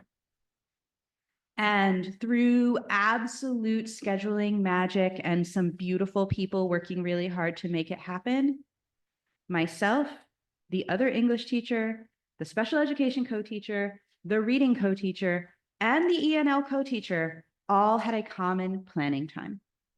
And the 5 of us approached the entire 7th grade as our kids. Mhm. So we taught the same lessons every day. We used the same slides. Of course, there was like different flavor in each class to meet and be responsive to the needs of the students. But because it was really like very, very important to those co-teachers in order to most effectively do their job, that we were in sync in doing the same thing so that they weren't bouncing around all over the place. We did that for, goodness, I had 2 partner teachers and we used that model for about 6 or 7 years. And it was some of the most amazing teaching that I've ever had the chance to experience. One of the most beautiful things about doing it was that we could differentiate in a way that was like beyond what most middle school teachers can do, because we could pull special groups together from like these 3 kids from this class and these 2 kids from this class need the same thing. And we're going to take, and this person who maybe is not a teacher of record on their roster is going to take them over here to do that thing, because all of the kids knew that we were this team and that they were all our kids. So I think that common planning time, like when you have that opportunity, is really like, it speaks to it, but the team needs to be a team. Can But you were also asking, can we like look at schedules and can we work on this outside of this That's what I was table talking- in a more collaborative way? Yes, and if I may, because we have a table full of experts, and that table that we're proposing is going to be full of experts too. But I just want to make sure I'm clearly a superintendent right now and not a classroom teacher and not a national leader in special education when I ask this question, because I'm thinking about the solution to an issue that we all recognize as an issue, and we're all clear about why we want to solve the issue. Yet, if it was so easy to solve, it would have already been done. And I hear that this group is going to come together, and what I think you're going to endeavor to do is look at schedules, which is a solution to this. But I think there's more to it. There may be more to it as well, because it may be FTE allocations, additional FTE to make this work, Mhm. and or an extension of a school day. Because as I'm thinking, this work was done 25 years ago when I was teaching, but it was done well after school hours, and we had paid time to do it. So I think my cognitive mental model initially was, all right, we got to find time during the already short school day to do what we know is needed, but the kind of time we're asking about would cut our school day in half for young people. So I just want to be absolutely clear, when we pull people together to do this, all those options may need to be on the table, and that has a financial implication. When Jen said there's no price tag attached to this, I'm like, there's no literal price tag attached to There's this. a lot of price tag on this. And there is a price. Well, there is always a price, and there's our commitment to children. So I always struggle trying to quantify that with a price tag, given all of us are in this field to serve children. So I want to mention that again. And so thank you, all of you, for your work. I think if I could interpret what you were saying, Jen, that there's no price tag, that you're not saying the addition isn't additional 30 minutes onto what already exists, but just putting almost a menu of options for the 30 minutes of your current planning time. It must be with the teachers you're co-teaching with, not an additional 30 minutes. Am I reading this correctly? I mean, ideally, having had this experience, what you can do in co-planning time is really, really powerful and really, really important. And is only one big piece of what a prep period gets used for, right? So like Jules is sitting over here. When Jules and I co-taught together about 4 days a week, because we had daily common planning time, about 4 days a week, we would spend building curriculum, building differentiation, like planning lessons, like planning for our kids' needs. And then 1 day a week, we called it parallel play, and we would both sit on different sides of the room grading and occasionally like shout at each other about like, what do we think about this, and collaboratively grade. However, we both also did the majority of our grading outside of school hours because the collaborative planning and lesson design and curriculum design took so much time that we would not have been able to do both at the same time. So ideally, in a perfect world, and we do not live in a perfect world, you would have a solo planning period and a collaborative planning period if you were in a collaborative situation. And we don't live in a perfect world. Okay, yeah, Right? I'm asking But what's because, most important Yeah. to our teachers is not co-teaching without common planning time. correct, So yeah. that is the real priority of the proposal, is to secure and codify that common planning time. May I just address, Mary? I think the reason I believed that it came without a price tag, perhaps, is because we were able to make it work at Caroline so beautifully.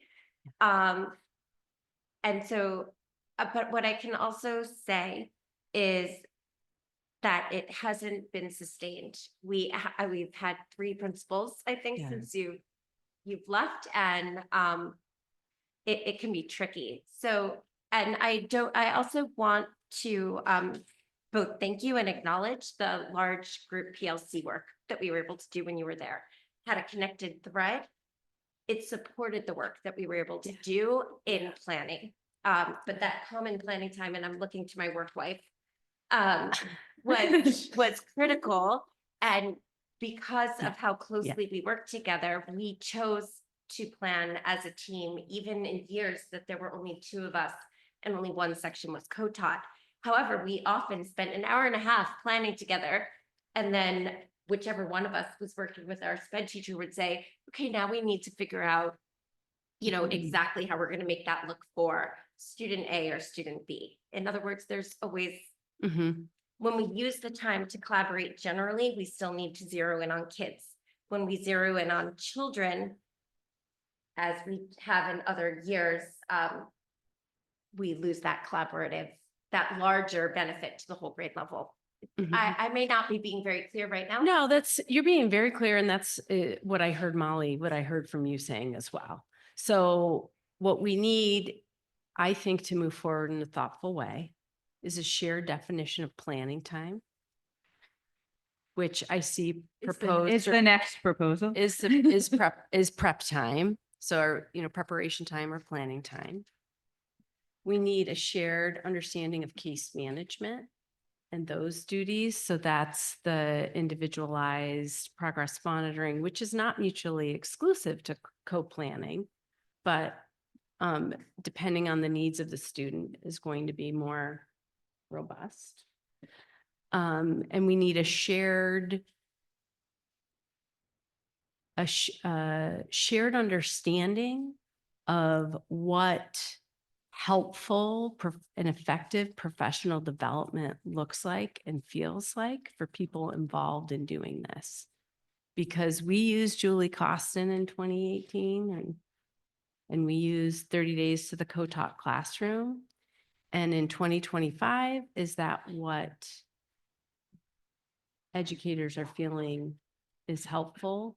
And those are the conversations I'm really looking forward to reviewing what educators gave as input to professional development needs that principals put up in your buildings, and reviewing that next week as we map out multi-year professional development plans based on the input. So I think we need to tease out what those each mean, and that I think a work group that could be helpful because that really impacts the cost of this. Absolutely. And I that- think that part of like, this is kind of how I anticipated this conversation going, like that we would need to start real macro, like what are the things that we value? And then because we haven't talked about these issues in any level of specificity, you know, my envision is that this month of negotiation is really about like getting a little bit more specific about the proposals and then reframing and refocusing together on like, okay, in the end, what are we actually trying to do and how are we going to do it? So I think that we're Yeah. very much on the same page. The one thing that I do want to make sure we also really stress very strongly is that lunch is not common planning time. Like that for Mhm. us is very important that we are entitled legally to a duty-free lunch and that duty-free lunch cannot be the only opportunity to collaborate with co-teachers to meet the needs of students, right? Because that is taking away from that duty-free lunch. Mhm. So, and that's hard, and healthy systems have limits and schedules are complex and you're Right. never going to get a perfect one and everything is hard. Yeah. I really want to celebrate that we're talking a lot about students and teaching and learning right now. And I don't want to rush it. So I'm going to keep talking. So for following up, we hear the labor law on 11 to 2, some shared definitions on terms. So the terms are consistent. I want to speak a little bit to ENL and our model to have students at this moment in time stay at their home school. So when I first was joined this district, there were only 3 elementary schools that offered ENL. And so if a student enrolled who qualified for ENL services, they would be bused to another school. And we are committed to keeping students in their home school. And so the unintended consequence or challenge of that is that we might have a school with 4 students who qualify for ENL services or 7 students that qualify for ENL students. And I can assure you when that happens, all 7 students are not in the same grade level. Yep. They're all, as it would happen, they're typically all in a different grade level. And very different proficiency levels, even if they're in the same grade level. So I still embrace our district's commitment to having students stay at their home school. It is providing us with a very unique design challenge right now around common planning time. And so I think that's probably a conversation to have with ENL practitioners who are, I think some of them are working right now on the seal of biliteracy and the 60 students that we have participating in that this year. It's amazing. Just finish those up. Oh, we just finished those up. So we should follow up with, I know you're doing that, but as Yeah. we're thinking of working groups. So that was one thought that I had.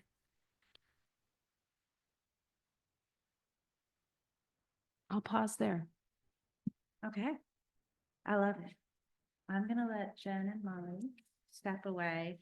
I'm gonna let Jake come up because Jake is part of the authorship of the preparation time definition. Yeah. What? Can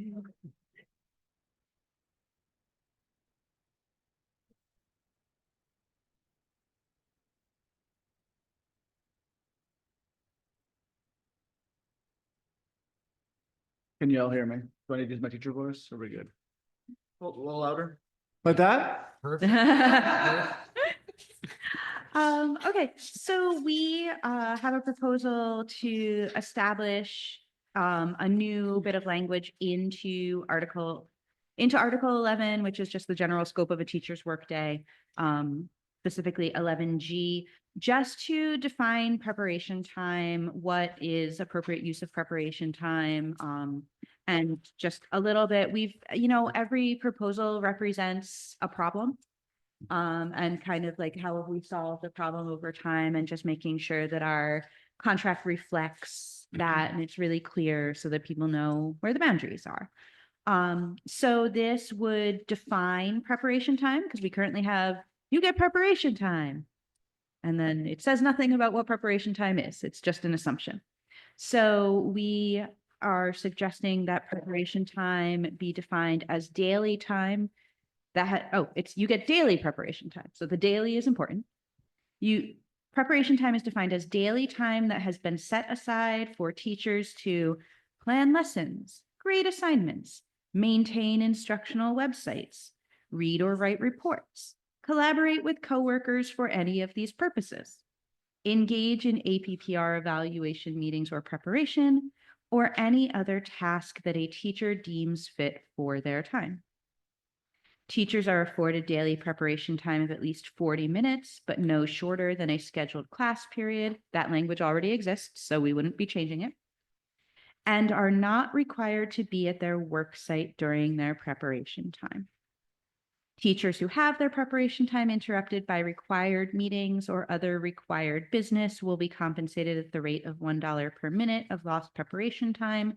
This is something that we are already doing. It's just putting it into the space so that when someone is reading, when a new person is reading about preparation time, they know that if, say, a CSE meeting that they must attend is scheduled during their preparation time, they must attend, they do not have preparation time that day, they know that they can fill out a timesheet for the compensation because they're going to be doing that preparation time outside of contract time to make sure the kids can learn the next day.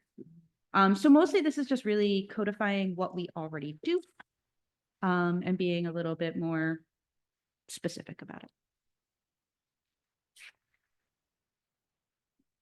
Any problems or questions, clarifications, folks?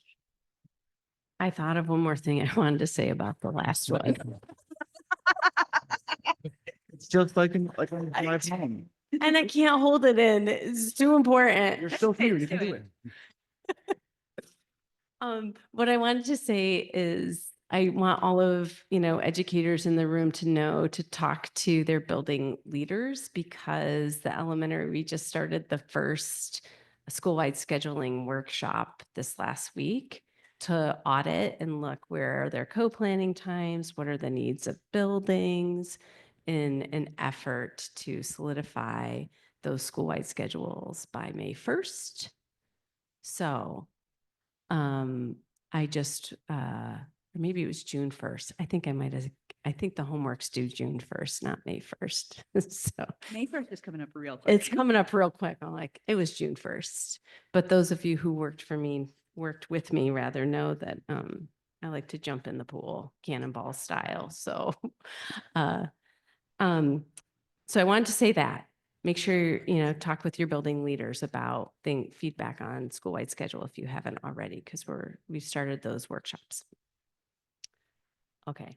And then on this, there's one difference I noticed is in the minutes. So right now it's 30 minutes, but this says 40. Yeah.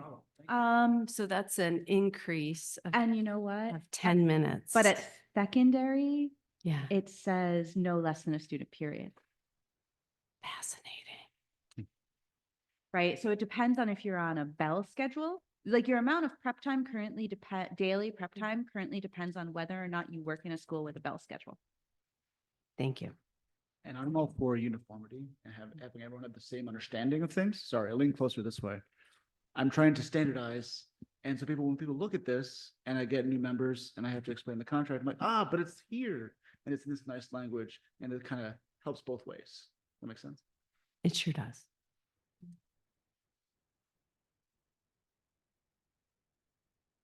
So I guess point of clarification, are we going to have discussions as like committees about a number of these items that can ebb and flow into each other and bounce off of one another? Because this, if we're talking about extending the day, it could incorporate some of this. So I'm just a little uncertain.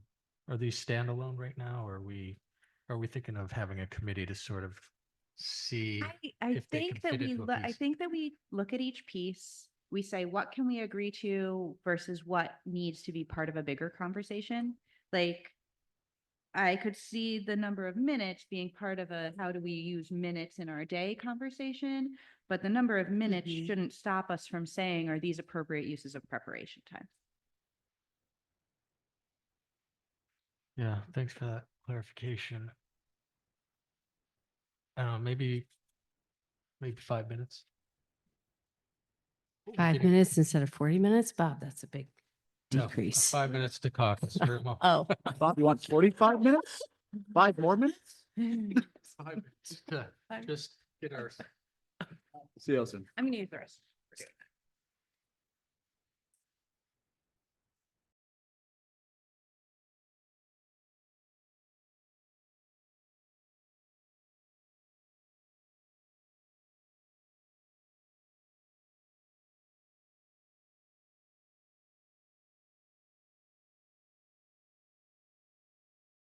Appreciate it.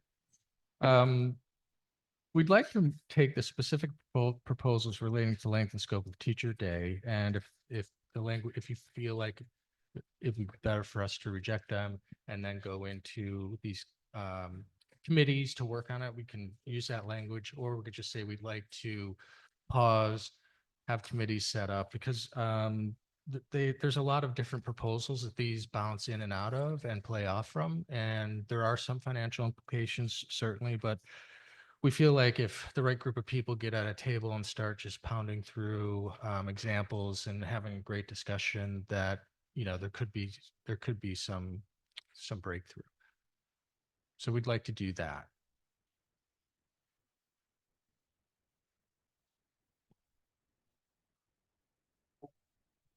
All on the 32 to 36. 32, yep, 32 and through 36. Yep.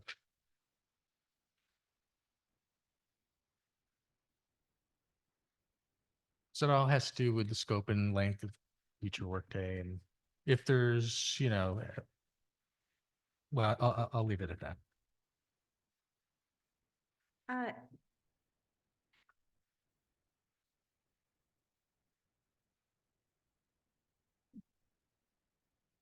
So looking through. I am struggling to figure out how we can skip this group of proposals, then looking at what's ahead of that, how we're not just going to end up skipping that group of proposals because they're similar and would need to be skipped for similar reasons.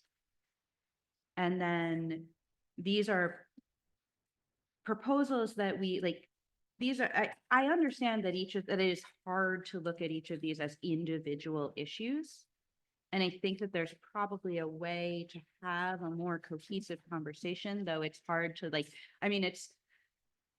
I can only think of this in the way of like being an English teacher where you're teaching a novel.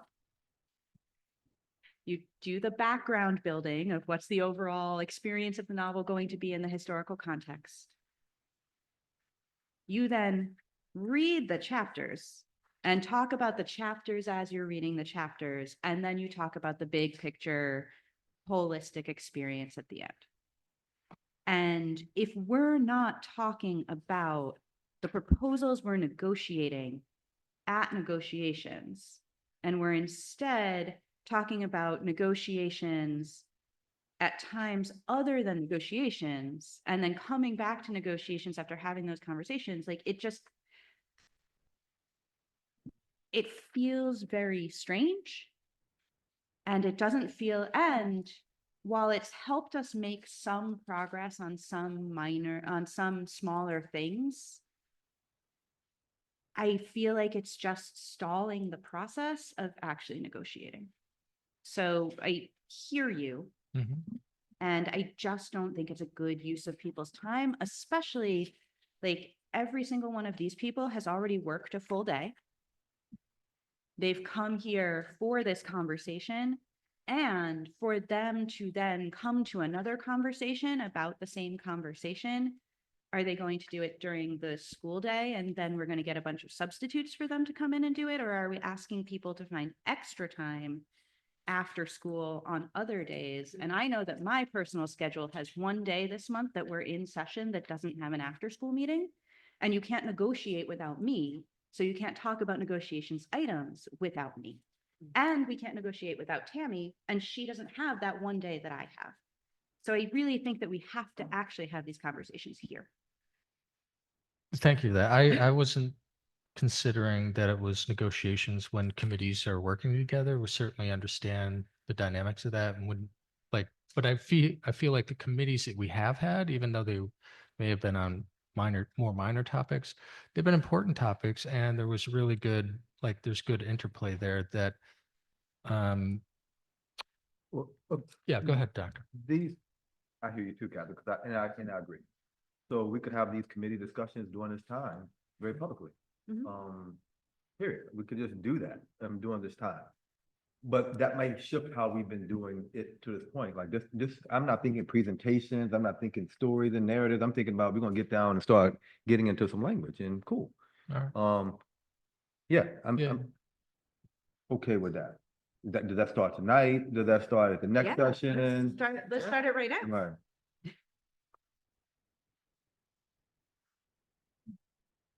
So I just want to say something about this prep time, and I don't know why we're getting hung up on this. Currently, you don't have any prep time language. So they can already do whatever they want during their prep time. So I guess other than the 40 minutes, which we could pull out and have something done, what is the holdup here? That's my question. Because we're proposing giving you some parameters to put around these And folks. we don't want the parameters as they've stated there. So that's why we were So rejecting. you don't want any parameters. You want them to do whatever they want to do? No, we have. Because that's what is No, current. no. Oh, I don't want to interrupt you. No, go ahead. I want to be really clear because I hold the professionals in our district to a very high regard, and I do not think And they they- use this time as anything they want to do. I think they use the time currently to meet the needs of students. And so that flexibility in not having language, actually, I appreciate that. So I just want to be really clear with where I'm coming from. I mean, I'll go out on a limb. For those that don't know, I have never taught. I'm not from the teaching side of the aisle. But do we discuss lengthening the workday, not for students, but for teachers to do their prep time after students go home? Right? Those type of discussions. Now we can sort I- of just, I go back to what I said earlier, which is as long as we are recognizing that the current salary is already inadequate to meet the value of teachers' time, we are not necessarily against more time on the clock, but it will require more money in the paycheck. And I think that we go back, can, yeah. say, let's talk about the more time on the clock and like, just kind of mark it over here and that's going to be more money in the paycheck. And at the end, the salary is going to be reflective of the common agreements that we make on what are the parameters of the job.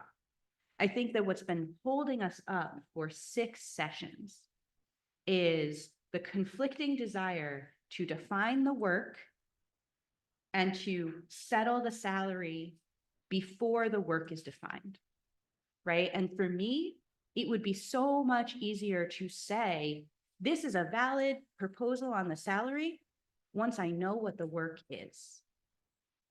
So I would like to define the work before defining the salary. And I have been very, very respectful and cognizant of your repeated request to settle the salary first.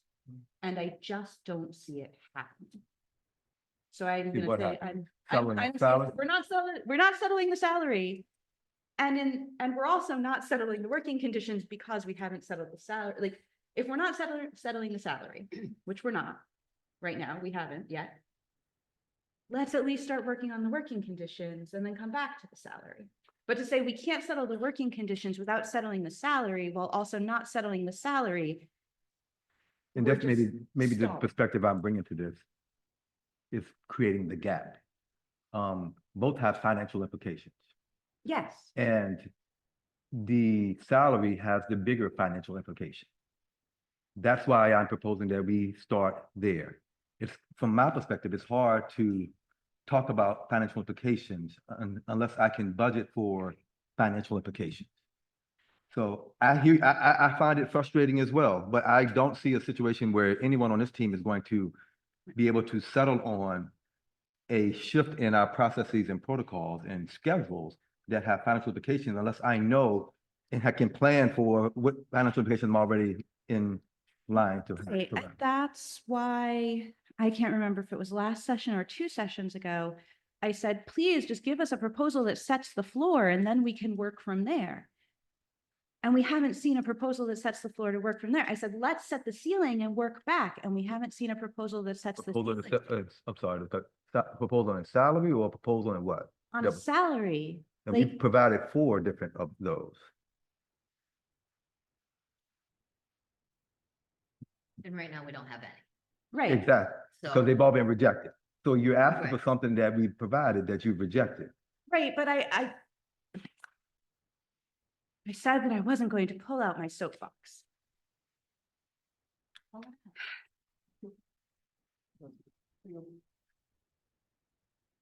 So I sat at this table. You presented a proposal. I told you that it did not meet the needs of my members, that I was happy to explain why, if you wanted me to. I was also happy to say that it did not meet the needs of my members. You said, no, explain it, explain it. So I went into all of the details as to why it did not meet the needs of my members. At the end of me telling you that, you said, Catherine, don't tell me all of the reasons. If you're rejecting it, just say you reject it. And I said, that proposal does not meet the needs of my members for all of the reasons that I have stated. And you said, are you rejecting it? And I looked at you and Tammy said, yes, we are rejecting it. And since then, the rhetoric of that rejection in our community has been weaponized against us. It does not feel good to my members. You have yet to present a proposal that meets the needs of my members. I cannot agree to a proposal that does not meet the needs of my members. If you want to we can call that a rejection. But to then state, like it is a criticism to us, that we cannot accept a proposal that does not meet the needs of our members, does not feel good. It does not show respect. And then to come here with no proposal does not help move us forward. I have significantly more that I can say about this.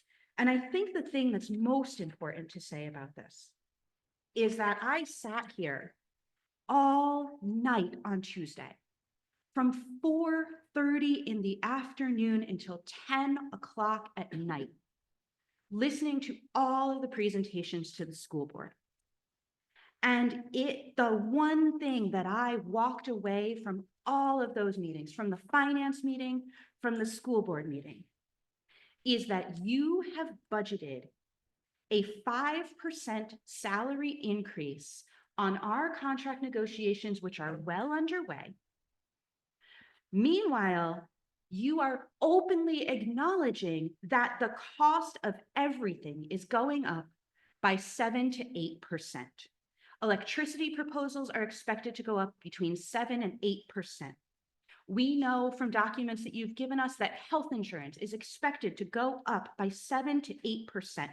Natural gas is going up by 7 to 8%. We also know that you are calling the 4% that you've offered us, though you've budgeted for 5, and we have yet to see a proposal that shows that 5, is both aggressive and generous.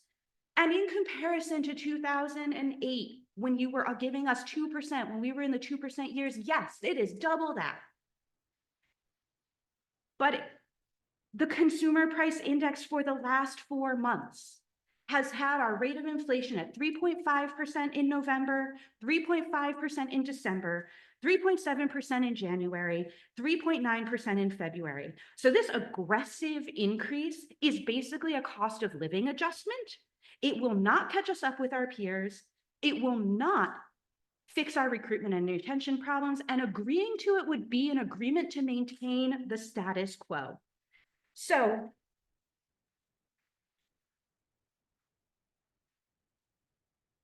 hold on a second.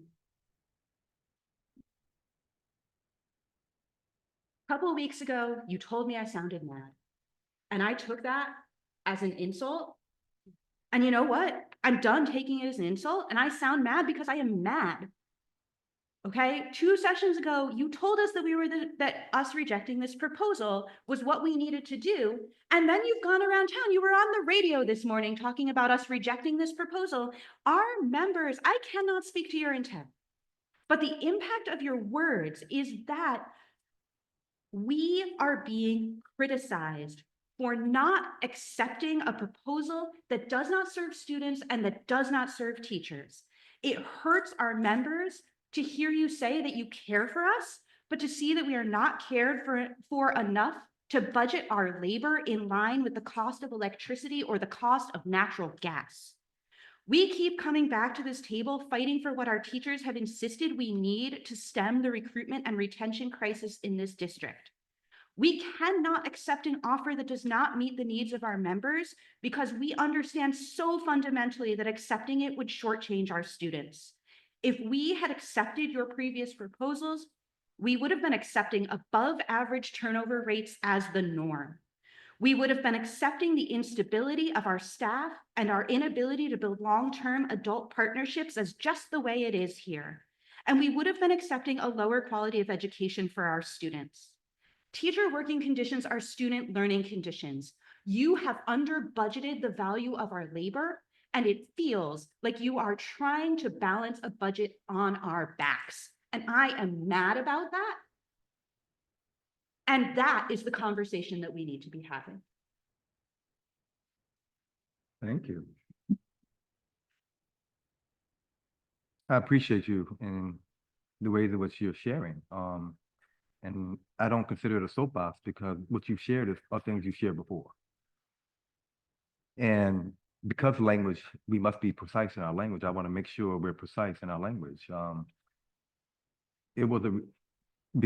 know a lot of folks are watching negotiations and this is the first time, but there's a term of art, and a rejection of a proposal is a technical term that must be stated for a number of reasons. And that's why I was asking, is it a rejection or not? Is it something we must counter or not? And technically, it was a rejection. And while we're being precise, at no point, and I will invite folks to look at the video, and no point did I ever refer to you as being mad or even angry. I remember who I was talking to and what I said, and it was not intended to be in that way. So let's be precise about this. And again, thank you for sharing, and you've shared no new information because I know how you feel, and I know how you felt about our proposals, and therefore you rejected them. I understood that.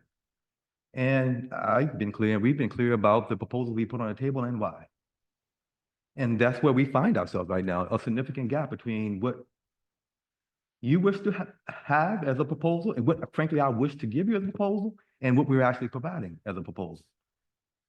And as you've sat through, and you were there until the wee hours of the night, like some other folks, the proposals are coming from the data we have and the decisions we are now making with regards to our financial picture. Those are just facts. That's not me being on the soapbox.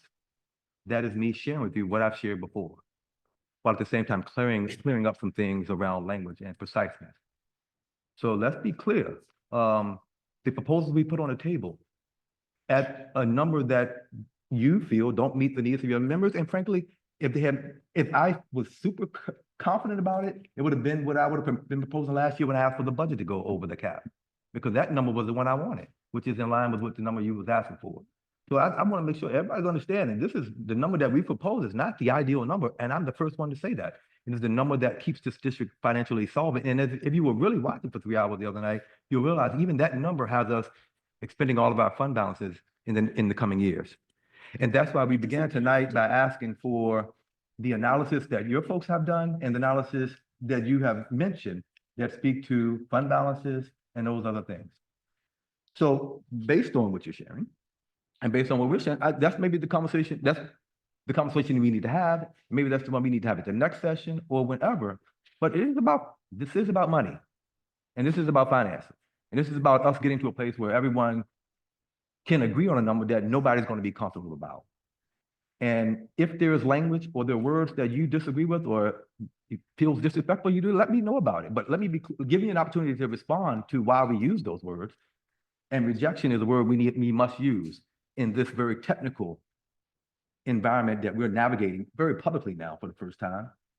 So when you hear rejection, that is a term we must use to stay consistent with an approach to public relations and navigating collective bargaining agreements.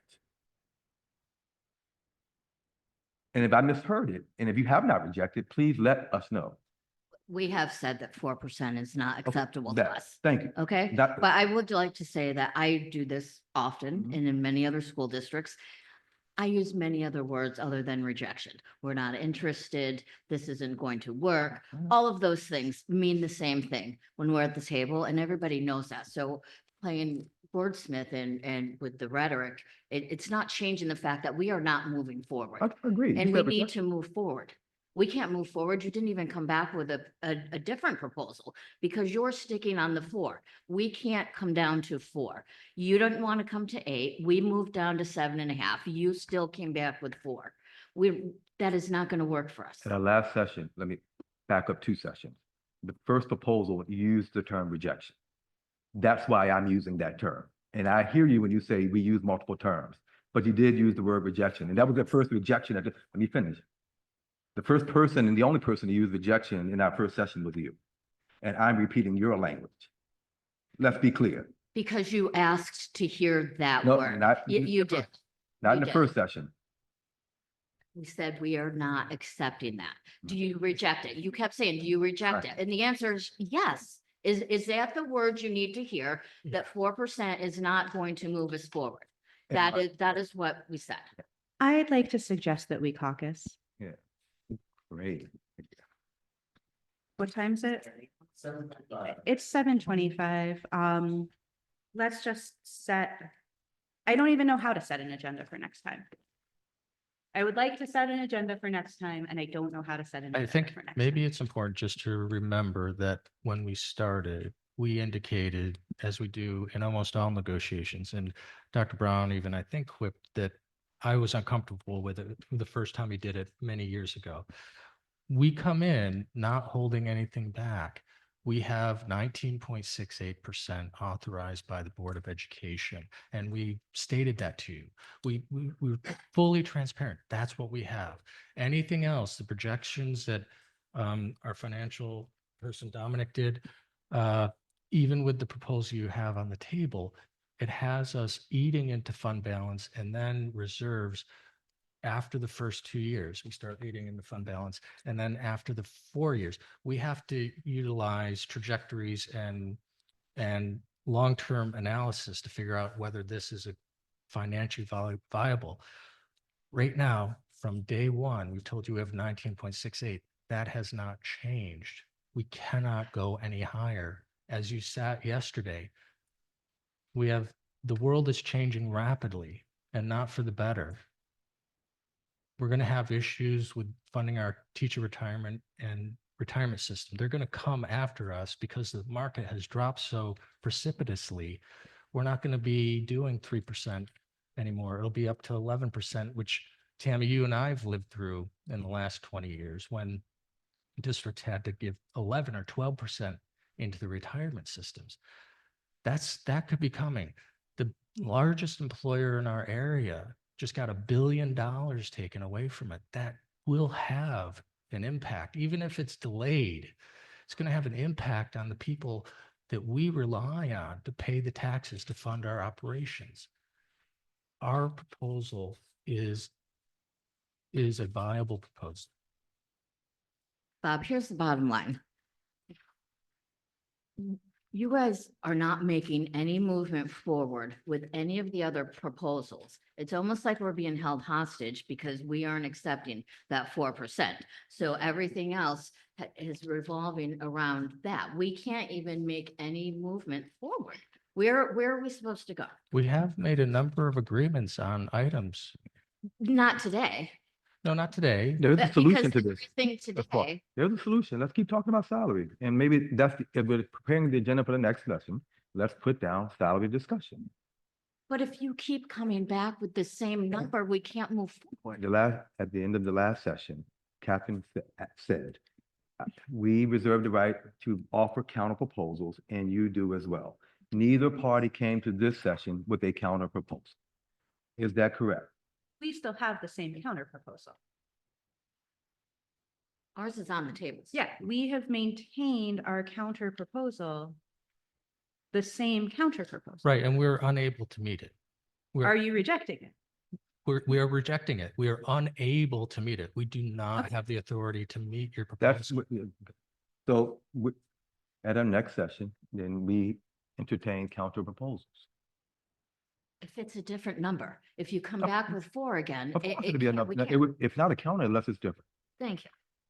But I'm also asking you to come back with a counter proposal too. since we It rejected it. also keep in mind that any counter proposal needs to create pay parity, fix compression, fix leapfrogging, and get us to a place where your salary is determined solely by your number of years of service in the profession and your professional development. If it is not a step and lane salary schedule, our members will not accept it. And thank you for the statement. And if I may push, this is why I enjoy the negotiation. You just outlined what our counter proposal should be. Yeah. And so let me reserve the right to outline what yours should be. It should be a proposal that's well within the financial parameters that we provide. You bring that back to us and we will bring back something that may meet that list, and I'll listen to the tape to get that list again to make sure I got them all.